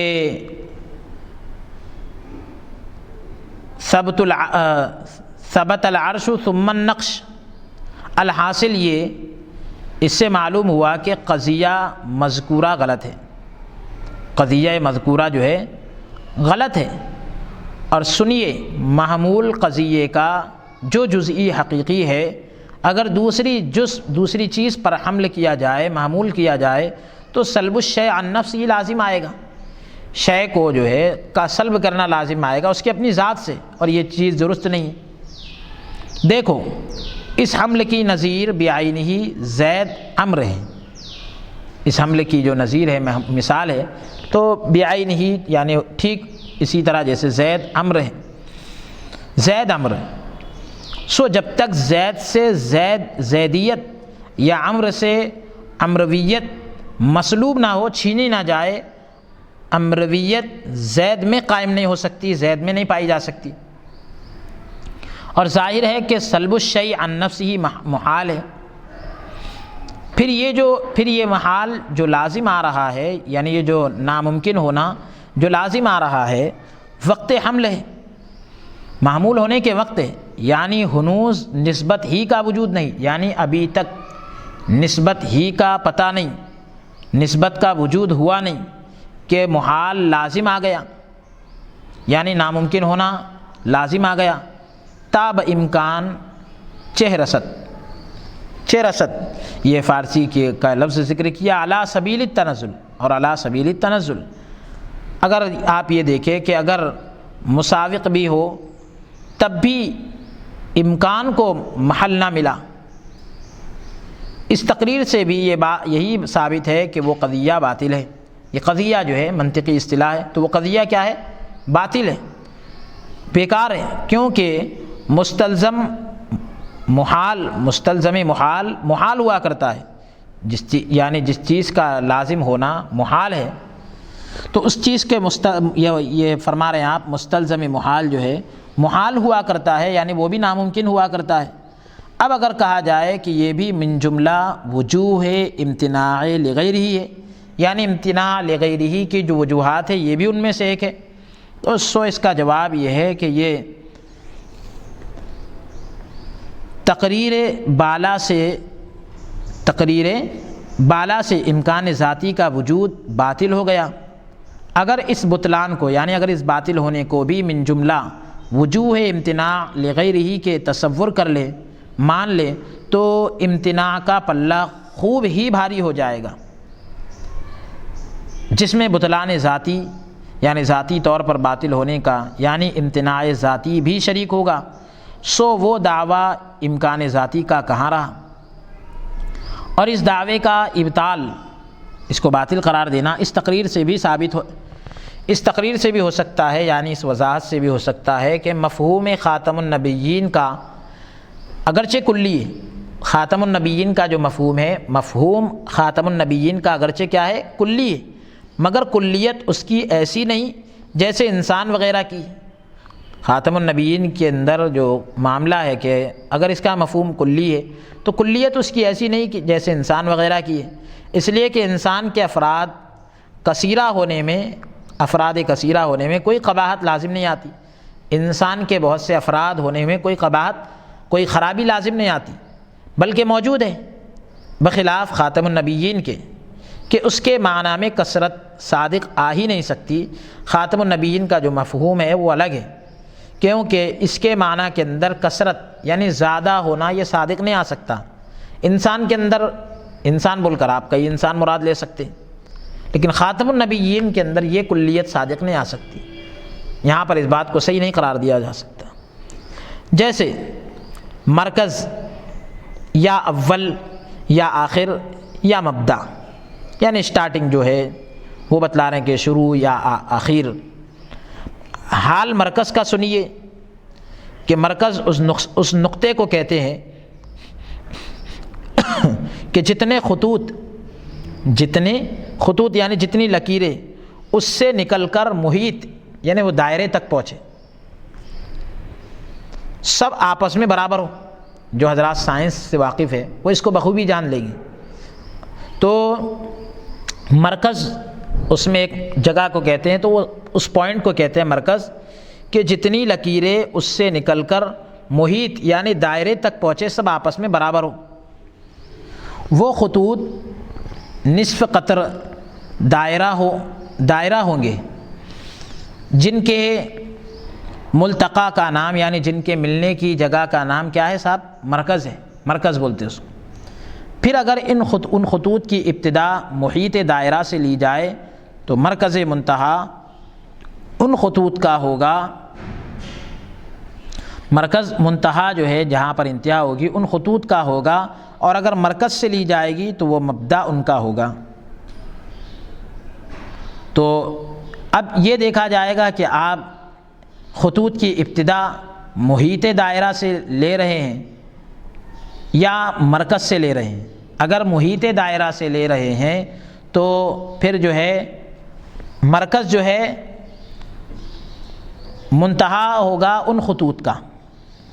اور اگر مرکز سے لی جائے گی تو مرکز جو ہے مبدا بن جائے گا، یعنی اسٹارٹنگ پوائنٹ بن جائے گا، جہاں سے آغاز ہوگا وہ بن جائے گا۔ بہرحال خواہ وہ مبدا ہو یا منتہا ہو، یعنی اسٹارٹنگ کی جگہ ہو، آغاز کرنے کی جگہ ہو، یا ختم کرنے کی جگہ ہو، اینڈ کرنے کی جگہ ہو، مرکز ایک نقطہ معین ہوگا جس کا فرض کرنا ہر جگہ مثل اور نقطوں کے ممکن نہیں ہے کہ اسی کو مان لے آپ، اور اسی نقطے میں یہ صفت قائم ہوگی کہ مبدا یا منتہا ان تمام خطوط کا ہے جو نصف قطر دائرہ ہو سکے۔ اب اگر سوائے اس نقطہ معینہ کے دوسرا نقطہ فرض کرے، اس خاص نقطے کو چھوڑ کر دوسرا نقطہ آپ تصور کرے، معنی فرض کر لے اور کہیں کہ ممکن ہے کہ وہ بھی مرکز اس دائرے کا ہو، تو یہ فرض محال ہوگا، یعنی ایسی بات فرض کرنا ناممکن ہوگا، اس لیے کہ وہ صفت مختصہ یعنی وہ خاص صفت، یعنی ان خطوط کا منتہا ان خطوط کا ہونا، یہ دوسرے میں قائم نہیں ہو سکتی، یہ صفت دوسرے میں یہ صفت قائم نہیں ہو سکتی، کیونکہ وہ دوسرا نقطہ اس دائرے میں جس جگہ فرض کیا جائے اصلی مرکز سے ہٹ کر ایک نصف قطر پر ہوگا، تو جملہ خطوط مذکورہ کا مبدا یا منتہا یعنی آغاز یا انتہا ہونا تو درکنار، یہ الگ ہی بات ہے، خود اس خط کا مبدا یا منتہا نہیں ہو سکتا، خود اس لکیر کا مبدا یا منتہا نہیں ہو سکتا جس پر وہ واقع ہے، اس لیے کہ آخر وہ خط بھی نصف قطر ہے، اور ہر نصف قطر کا مبدا مرکز حقیقی ہونا لازم ہے، ہر نصف قطر کا مبدا مرکز حقیقی یعنی اس کا جو اسٹارٹنگ پوائنٹ ہے تو وہ مرکز حقیقی ہوگا، تبھی جو ہے یہ صحیح کہلائے گا، ورنہ صحیح نہیں کہلائے گا۔ تو یہ دونوں چیزیں آپ حضرات اچھی طرح سے سمجھ چکے ہیں، تو آپ یوں سمجھ سکے اس کو کہ ایک قطر یعنی ایک دائرہ ہوتا ہے، ایک زاویہ بول دو آپ،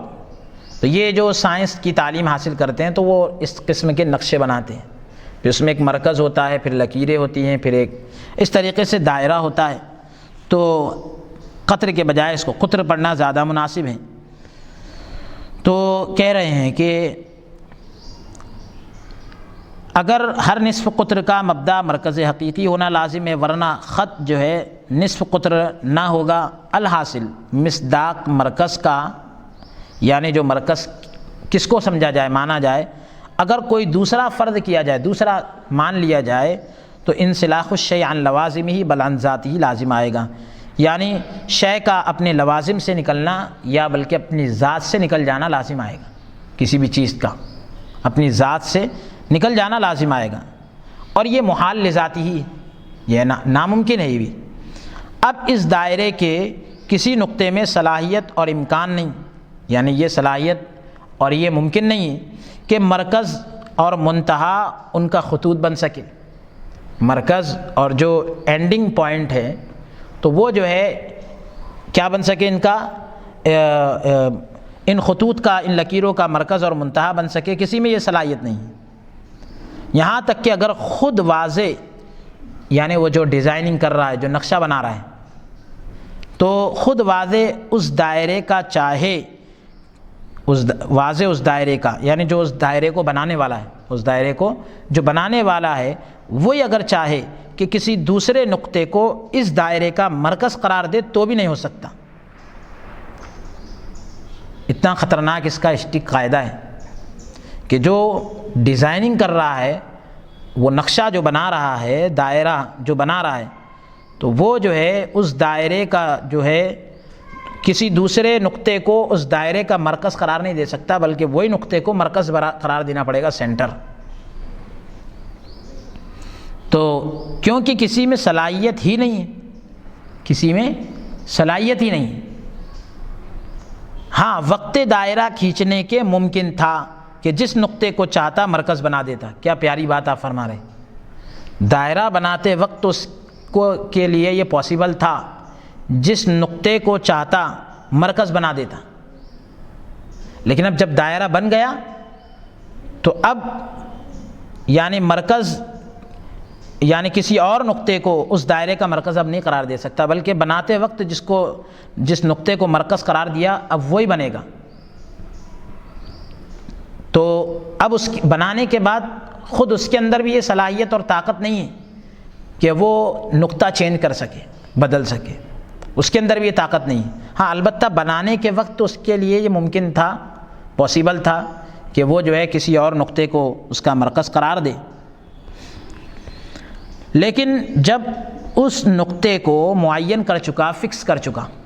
جب اس نقطے کو طے کر چکا تو سب نقاط موجودہ و غیر موجودہ کو اس دائرے کے مایوسی کلی حاصل ہو گئے. یعنی اب کسی اور نقطے کو دائرے کا مرکز نہیں بنا سکتا ہوں کہ اب کوئی مرکز نہیں ہو سکتا، حالانکہ مرکز کوئی شے موجود فی الخارج نہیں، یعنی ایسی کوئی چیز نہیں ہے وہ کہ جو خارج میں موجود ہو، باہر الگ سے موجود ہو. وجود اس کا صرف علم میں، اس کا وجود قائم ہے علم میں، خارج میں نہیں. کیونکہ مرکز بھی ایک نقطہ ہے. مرکز بھی کیا ہے صاحب؟ ایک نقطہ ہے. اور ماہیت نقطے کی یہی ہے، یعنی نقطے کی تعریف یہی ہے، نقطے کی تعریف یہی ہے کہ طرف خط ہو اور ظاہر ہے، یعنی مطلب وہ خط کے کنارے پر ہو نقطہ، اور ظاہر ہے کہ خود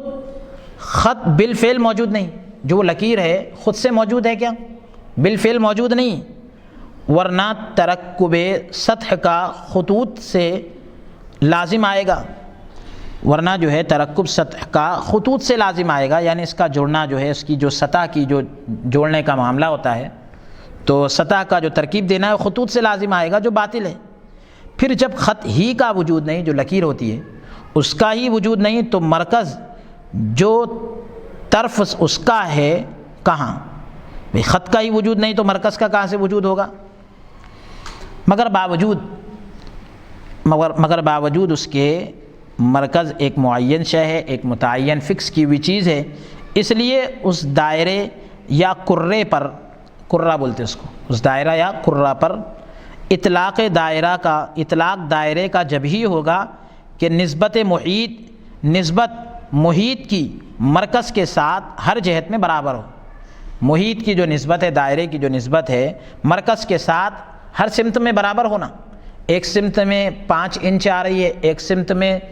6 انچ آ رہی ہے، تو یہ دائرے کے اصول کے خلاف ہے. ہر سمت سے برابر آنا، ہر جہت میں برابر ہو. اور اگر مرکز ہی نہ ہو تو جو احد المنتسبین ہے، یعنی دو چیزوں میں سے ایک کی نسبت کی جا رہی ہے، تو نسبت کیسی؟ پھر جب سے کہ مرکز معین ہوا، یعنی مرکز جو ہے طے ہو چکا، وہ صفت مختصہ یعنی وہ خاص صفت اس کی، یعنی منتہا جمیع خطوط مذکورہ کا ہونا، یعنی تمام خطوط کا جتنی ذکر کی گئی اس کا منتہا ہونا، اینڈنگ پوائنٹ ہونا بھی اس پر صادق آ رہا ہے. ہر چند یہ صفت بھی کلی ہے، مگر کلیت اس کی بھی مثل کلیت مرکز کے، مرکز کی کلیت کی طرح ہے کہ قبل تعین مصداق کے علی سبیل البدلیت مصادیق اس کے، یعنی کئی چیزیں اس پر صادق آتی ہیں، مصادیق اس کے بہت ہو سکتے ہیں، بہت سے ہو سکتے ہیں. اور جب مصداق معین ہو گیا، طے ہو گیا، مصداق یعنی کس چیز پر وہ صادق آ رہا ہے، جب یہ طے ہو گیا تو اب احتمال کثرت کا جاتا رہا، یعنی کثرت کا جو اندیشہ ہے، زیادہ ہونے کا جو اندیشہ ہے وہ جاتا رہا. پس یہ صفت اگرچہ کہ علم مرکز کا نہیں، یہ صفت اگرچہ کہ علم مرکز کا نہیں، یعنی اس کی نشانی نہیں بول سکتے آپ، مگر اختصاص میں اس درجے کو پہنچی ہوئی ہے کہ عند الاطلاق، یعنی خاص ہونے میں اس درجے کو پہنچی ہوئی ہے کہ عند الاطلاق، مطلق ہونے کے وقت سوائے اس مرکز کے جو جزئی حقیقی ہے دوسرے کی طرف ذہن منتقل ہو ہی نہیں سکتا، ذہن منتقل ہو ہی نہیں سکتا. اسی طرح خاتم النبیین کا مفہوم کہ عند الاطلاق سوائے اس ایک ذات خاص کے دوسرا کوئی متبادر نہیں ہوتا، تو معلوم ہوا کہ بعد تعین مصداق کے، یعنی مصداق کو طے کرنے کے بعد مرکز اور مبدا اور منتہا میں کثرت نہیں آ سکتی، یعنی مرکز میں اور مبدا منتہا یہ زیادہ نہیں ہو سکتے، یہ ایک ہی رہیں گے۔ آپ حضرات اچھے سے سن رہے ہیں کہ مرکز، مبدا، منتہا، تو یہ ساری چیزیں جو ہے اس میں کثرت نہیں آ سکتی، یعنی ایک سے زائد نہیں ہوں گے۔ اسی طرح اول و آخر سلسلے کا مبدا، اول و آخر جو کڑی ہوتی ہے اس کا جو اسٹارٹنگ پوائنٹ ہے اور منتہا ہوگا، تو کہہ رہے ہیں اول و آخر جو ہے سلسلے کا مبدا اور منتہا ہوگا۔ شروع اور اخیر کیا ہوگا؟ وہ سلسلے کا، اس کڑی کا اسٹارٹنگ پوائنٹ اور اینڈنگ پوائنٹ ہوگا۔ وہاں بھی اس قسم کی تقریر جاری ہوگی، اسی قسم کی وضاحت جاری ہوگی۔ اب دیکھیے آپ پوری بحث سنیں، آپ یہ پوری سائنسی بحث ہے۔ چونکہ خاتم النبیین کے معنی بھی منتہائے نبیین ہے۔ خاتم النبیین کے معنی کیا ہے؟ انتہا، نبوت کی انتہا جہاں پر ہو۔ خاتم النبیین کے معنی بھی کیا ہے؟ منتہائے نبیین ہے۔ اس سبب سے یہ بھی اس قسم کی کلی ہوگی کہ بعد تعین مصداق کے جزئی حقیقی ہو جائے، یعنی ایسی کلی ہوگی کہ اگر اس کو کلی مانا بھی جائے منطقی اعتبار سے، تو پھر اب مصداق متعین ہونے کے بعد جزئی حقیقی ہو جائے گا، جزئی حقیقی ہو جائے گا، اور سوائے ایک ذات کے دوسرے پر صادق نہ آ سکے۔ یعنی حضور علیہ الصلاۃ والسلام کے علاوہ آپ کسی کو آپ خاتم النبیین نہیں کہہ سکتے۔ ہاں کلیت اس کی قبل تعین مصداق متحقق ہے، یعنی ذات حضور علیہ الصلاۃ والسلام کی ذات، یا یہ کہہ لیجئے کہ جس ذات کے لیے یہ لفظ بولا جانا ہے اس کو متعین کرنے سے پہلے کلیت متحقق ہے، یعنی ثابت ہے کہ علی سبیل البدلیت بہت افراد پر صادق آ سکتی ہے۔ کئی لوگوں پر آپ بول سکتے، جیسے مرکز جو ہے مثال مذکورہ میں، لیکن متعین کرنے سے پہلے، گزری ہوئی مثال میں متعین کرنے سے پہلے، فکس کرنے سے پہلے آپ بول سکتے تھے۔ اب یہ دیکھا جائے کہ مصداق اس کا کب سے معین ہوا۔ کیا پیاری بات سیدی شیخ الاسلام فرما رہے کہ پیارے نبی صلی اللہ علیہ وسلم کے لیے خاتم النبیین کا لفظ بولا جانے لگا، تو یا خاتم النبیین کے مصداق حضور علیہ الصلاۃ والسلام کی ذات گرامی ہے، تو یہ حضور علیہ الصلاۃ والسلام کی ذات اس لقب کی اہل ہے، یہ کب سے طے ہوا؟ تو ہمارا دعویٰ یہ ہے کہ ابتدائے عالم امکان سے ہوا، کہ جس قسم کا وجود فرض کیا جائے ہر وقت حضرت صلی اللہ علیہ وسلم اس صفت مختصہ کے ساتھ متصف ہے۔ بھئی آپ یہ کہیں گے نا کہ بھئی متعین کرنے سے پہلے، طے کرنے سے پہلے ہم مصداق، یعنی یہ لفظ کس کے لیے بولا جانا چاہیے، یہ ہم طے کب کریں؟ تو بانی جامعہ نظامیہ علیہ الرحمہ فرماتے ہیں کہ ہمارا دعویٰ یہ ہے کہ جس قسم کا وجود بھی آپ تصور کرو، فرض کر لو، مان لو، ہر اس وقت کے ساتھ حضور صلی اللہ علیہ وسلم اس خاص صفت کے ساتھ متصف ہے، آپ کی ذات جو ہے جڑی ہوئی ہے اس خاص صفت کے ساتھ، کیونکہ حق تعالیٰ اپنے کلام قدیم میں حضرت صلی اللہ علیہ وسلم کو خاتم النبیین فرما چکا ہے۔ اب کون سا ایسا زمانہ نکل سکے گا کہ صفت علم و کلام، صفت علم و کلام، علم اور کلام باری تعالیٰ پر مقدم ہو؟ کون سا ایسا زمانہ نکلے گا کہ صفت علم اور کلام باری تعالیٰ پر مقدم ہو؟ اللہ تعالیٰ کی جو علم کی صفت ہے، علیم ہونے کی جو صفت ہے، اور اللہ تبارک و تعالیٰ کا جو کلام ہے، اس پر کون سی چیز مقدم ہوگی، کون سی چیز پہلے ہوگی؟ ہر زمانے سب بعد میں وجود پائے۔ پھر تعین ذات خاصہ، پیارے نبی صلی اللہ علیہ وسلم کی ذات کو متعین کر دینا، فکس کر دینا، اور اتصاف یعنی متصف قرار دینا، اس صفت کے ساتھ آپ کو جوڑ دینا۔ اس صفت مختصہ کے لیے، اس خاص صفت کے لیے وجود خارجی شرط نہیں، یعنی الگ سے وجود اس کا شرط نہیں، جیسے مرکز میں ابھی معلوم ہوا، اور قطع نظر اس کے یعنی اس سے نظر ہٹا کر خود حضرت صلی اللہ علیہ وسلم نے فرما دیا ہے، اور جس کو حاکم نے مستدرک میں روایت کیا ہے، کنت نبیا و آدم بین الماء والطین، یعنی ہنوز یعنی ابھی تک آدم علیہ السلام پانی اور کیچڑ میں تھے اور میں نبی تھا، میں اس وقت بھی جو ہے نبی تھا۔ اب ہم یقیناً کہہ سکتے ہیں کہ حضرت صلی اللہ علیہ وسلم ازل سے متصف اس صفت خاصہ کے ساتھ ہے، یعنی شروع سے حضور علیہ الصلاۃ والسلام اس صفت کے مالک ہیں، اور جو تقلبات یعنی جو تقلبات حضرت صلی اللہ علیہ وسلم کے ہر عالم میں ہوئے ہیں، یعنی جو گردشیں جو تبدیلی آئی ہے، جو الٹ پھیر ہوا ہے، اس کو ہم ایسے سمجھتے ہیں جیسے لڑکپن، جوانی وغیرہ، کہ ذات ہر وقت میں محفوظ ہے، ذات جو ہے ہر وقت میں محفوظ ہے۔ حق تعالیٰ فرماتا ہے وَتَقَلُّبَكَ فِي السَّاجِدِينَ۔ امام سیوطی رحمۃ اللہ علیہ نے لکھا ہے، نقل کیا ہے، وقد قال ابن عباس رضی اللہ عنہما فی تعویل قول اللہ، ابن عباس رضی اللہ عنہما نے بھی باری تعالیٰ کے اس قول وَتَقَلُّبَكَ فِي السَّاجِدِينَ کی تعویل میں کہا ای تقلبك من اصلاب طاہرۃ من اب بعد اب الی ان جعلک نبیا۔ اسی مضمون کو حافظ شمس الدین ناصر الدین دمشقی نے نظم میں لکھا ہے کہ پیارے نبی صلی اللہ علیہ، جس کا مفہوم یہ ہے کہ پیارے نبی صلی اللہ علیہ وسلم کا جو نور ہے تو وہ منتقل ہوتا رہا اور سجدہ کرنے والوں کی پیشانیوں میں چمکتا رہا، سبحان، اور ایک زمانے کے بعد دوسرے زمانے تک اس طرح سے قرنن بعد قرنن اس طرح سے منتقل ہوتا رہا، گردش ہوتا رہا، یہاں تک کہ پیارے نبی صلی اللہ علیہ وسلم تشریف لائے۔ تو اس طرح سے پیارے نبی صلی اللہ علیہ وسلم کا نور جو ہے منتقل ہوتا رہا۔ اور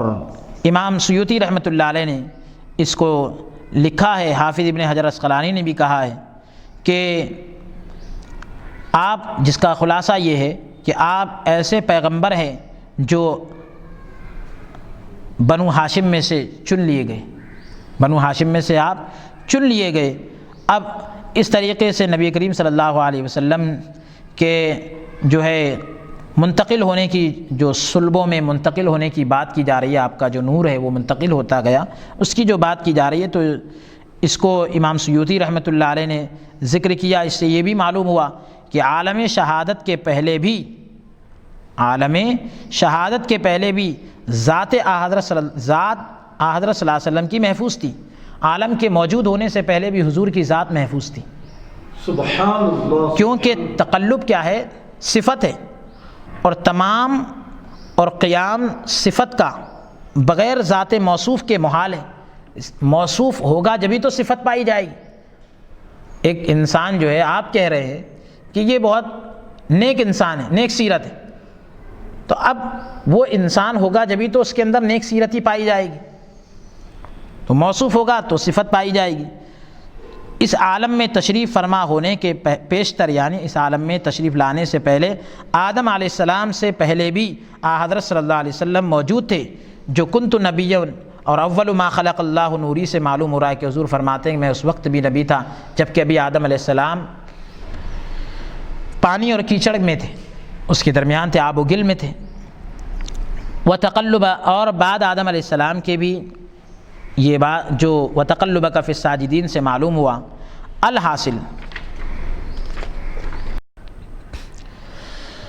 الحاصل وجود جزئی حضرت صلی اللہ علیہ وسلم کا ثابت ہے، یعنی حضور علیہ الصلاۃ والسلام کا وجود ثابت ہے۔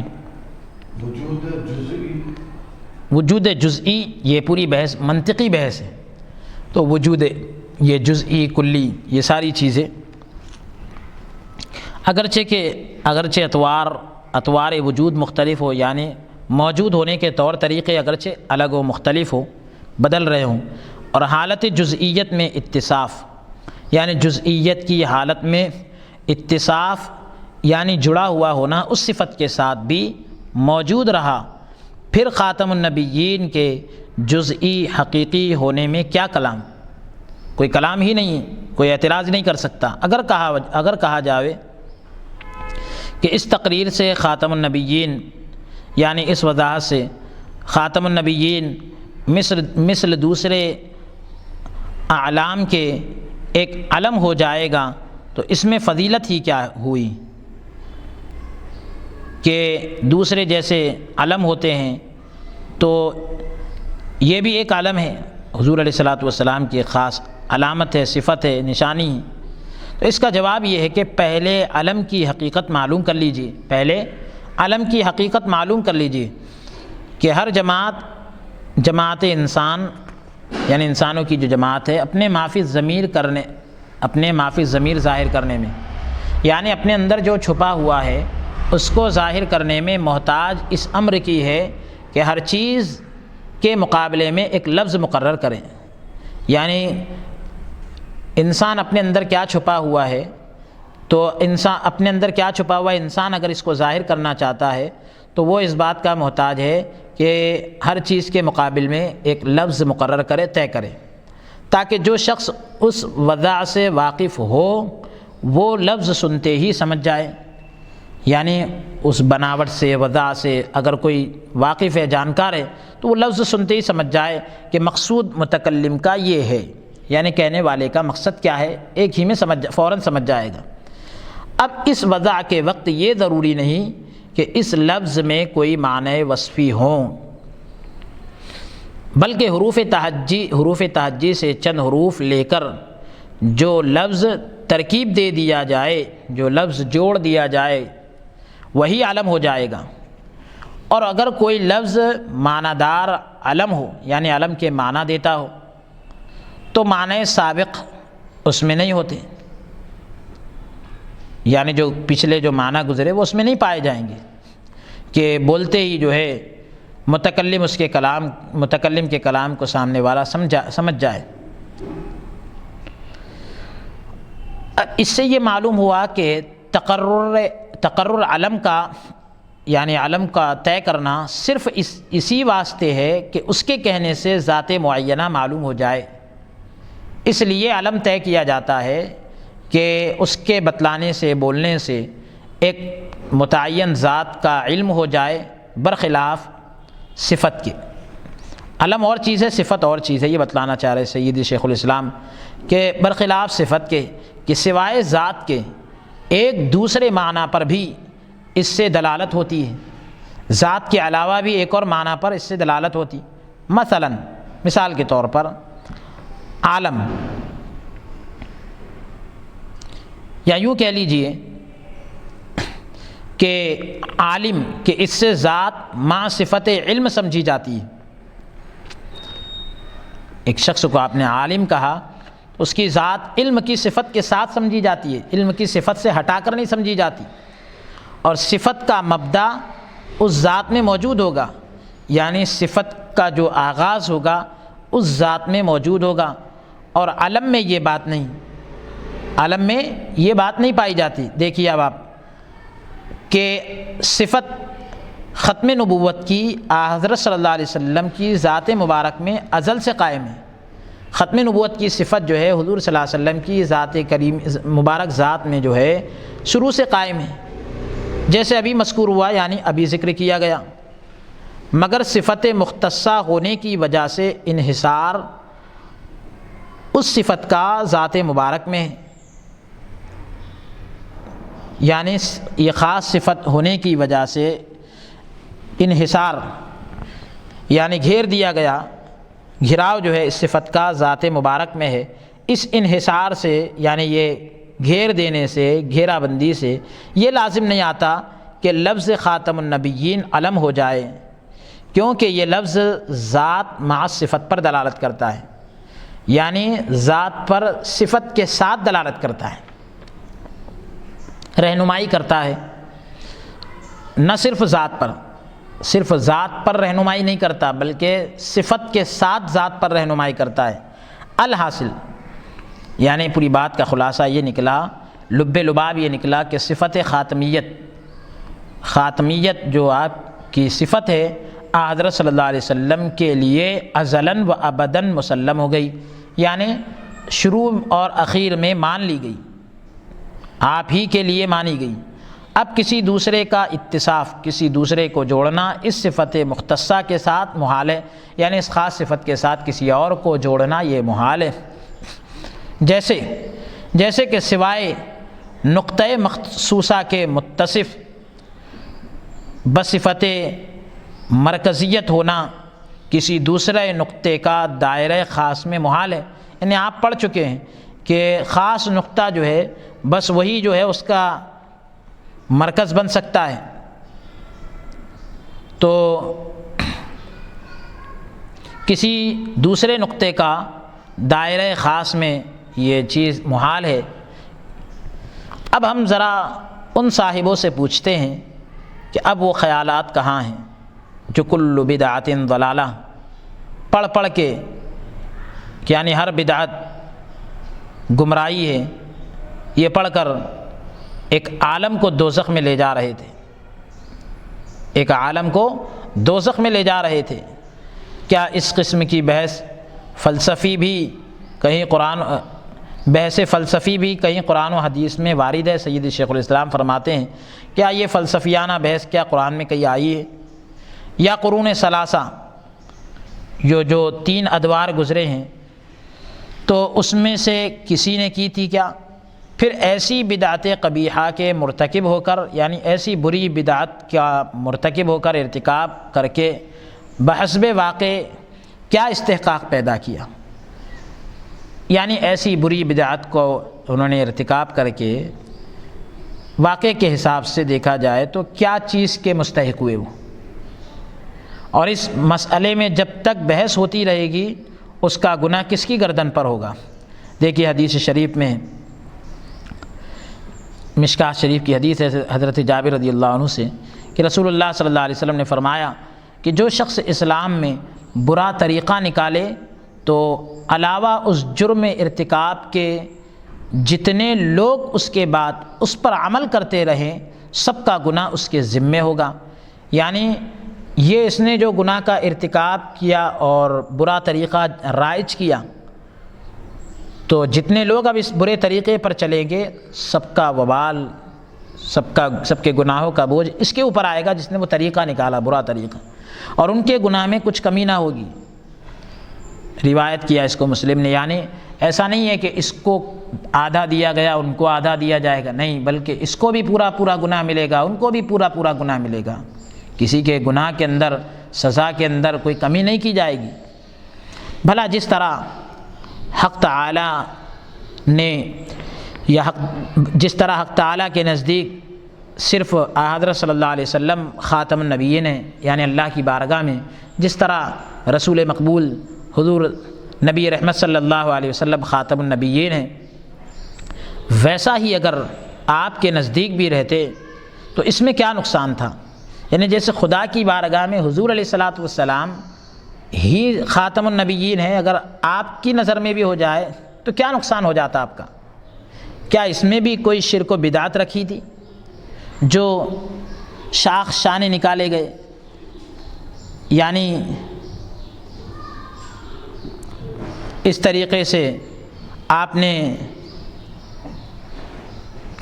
نئی باتیں نکال لیے، اور یہ تو بتلائیے کہ ہمارے حضرت صلی اللہ علیہ وسلم نے آپ کے حق میں ایسی کون سی بدسلوکی کی تھی؟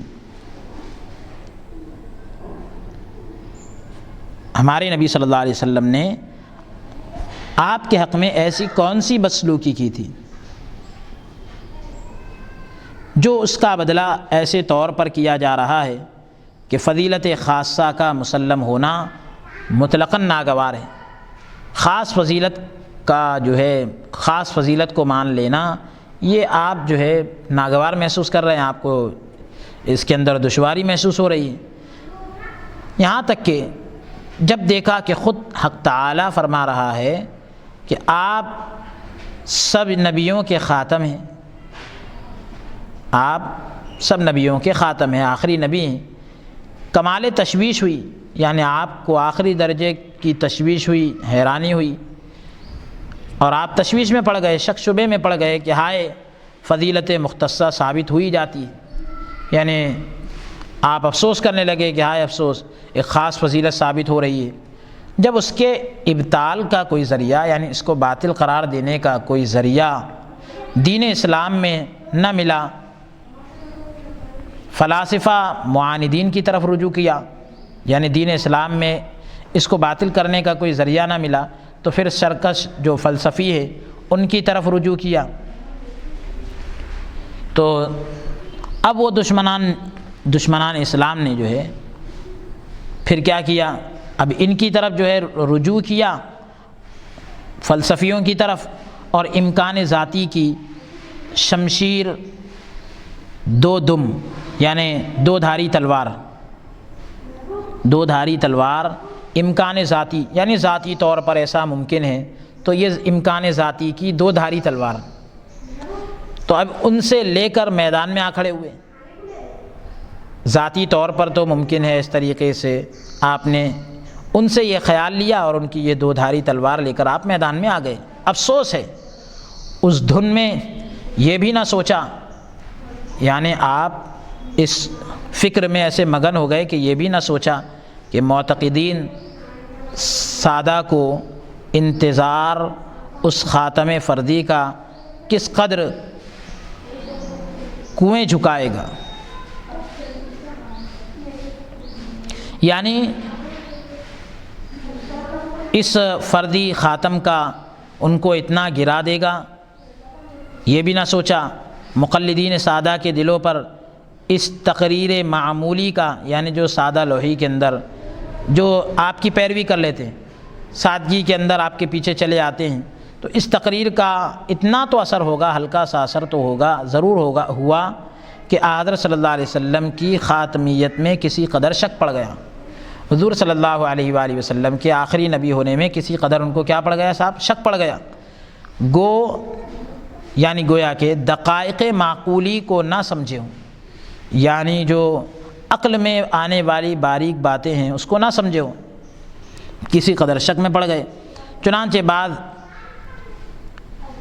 اتباع نے، یعنی بعض پیروی کرنے والوں نے اسی بنا پر الف ولام خاتم النبیین سے یہ بات بنائی، الف ولام خاتم النبیین سے یہ بات بنائی کہ حضرت صلی اللہ علیہ وسلم ان نبیوں کے خاتم ہے جو گزر چکے ہیں، یعنی انہوں نے خاتم النبیین کے اندر جو الف لام ہے اس سے یہ بات بنائی کہ حضور صلی اللہ علیہ وسلم ان نبیوں کے خاتم ہے جو گزر چکے ہیں، جس کا مطلب یہ ہوا کہ آئندہ جو انبیاء پیدا ہوں گے ان کا خاتم کوئی اور ہوگا، معاذ اللہ۔ اس تقریر نے کہاں تک پہنچا دیا کہ قرآن کا انکار ہونے لگا۔ ذرا سوچئے تو کہ حضرت صلی اللہ علیہ وسلم کے روبرو خاتم النبیین ہونے میں یہ احتمالات نکالے جاتے تو کس قدر حضرت صلی اللہ علیہ وسلم پر شاق ہوتا۔ یعنی حضور علیہ الصلاۃ والسلام اگر ہمارے سامنے ظاہری طور پر بھی موجود ہوتے تو حضور علیہ الصلاۃ والسلام موجود ہے، لیکن یہاں یہ کہ حضور علیہ الصلاۃ والسلام کے جو ظاہری حیات مبارکہ میں، اگر ظاہری زندگی میں اگر یہ بات آپ کے سامنے کی جاتی، خاتم النبیین ہونے کے اندر جو احتمالات اور جو گنجائشیں بات کے کچھ نا خلف لوگوں نے اور بعض کے کچھ نا واقف لوگوں نے اور کچھ جاہل لوگوں نے یہ مطلب نکالے، اگر حضور صلی اللہ علیہ وسلم کے سامنے نکالتے ظاہری طور پر تو کس قدر حضور علیہ الصلاۃ والسلام کو تکلیف ہوتی۔ عمر رضی اللہ عنہ نے صرف تورات کے مطالعے کا ارادہ کیا تھا، حضرت عمر رضی اللہ عنہ نے صرف تورات کے مطالعے کا ارادہ کیا تھا، اس پر حضرت صلی اللہ علیہ وسلم کی حالت کیسی متغیر ہو گئی، یعنی حضور صلی اللہ علیہ وسلم کی حالت ایک دم تبدیل ہو گئی کہ چہرہ مبارک سے آثار غضب پیدا تھے، یعنی چہرہ مبارک سے غصے کے آثار نظر آ رہے تھے۔ حضرت عمر رضی اللہ عنہ نے صرف یہ ارادہ ظاہر کیا کہ میں تورات پڑھنا چاہتا ہوں، تورات کا مطالعہ کرنا چاہتا ہوں،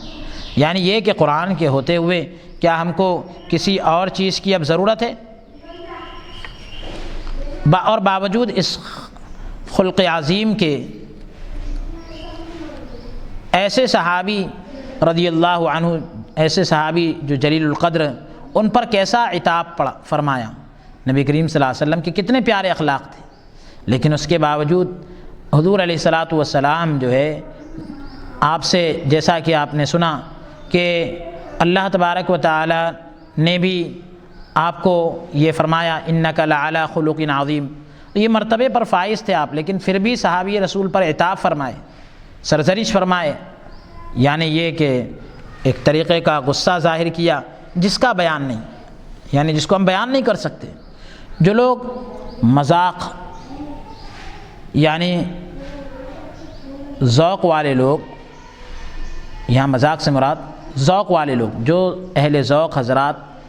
تقرب اور اخلاص یعنی قریب ہونے اور اخلاص کی دولت سے جو ہے واقف ہیں، وہ اس کو سمجھ سکتے ہیں۔ پھر یہ فرمایا کہ اگر خود موسیٰ علیہ السلام میری نبوت کا زمانہ پاتے تو سوائے میری اتباع کے ان سے کچھ بن نہ پڑتی، سوائے میری اتباع کے ان سے کچھ نہ بن پڑتی، یعنی یہ کہ ان کو میری اتباع کرنا پڑتا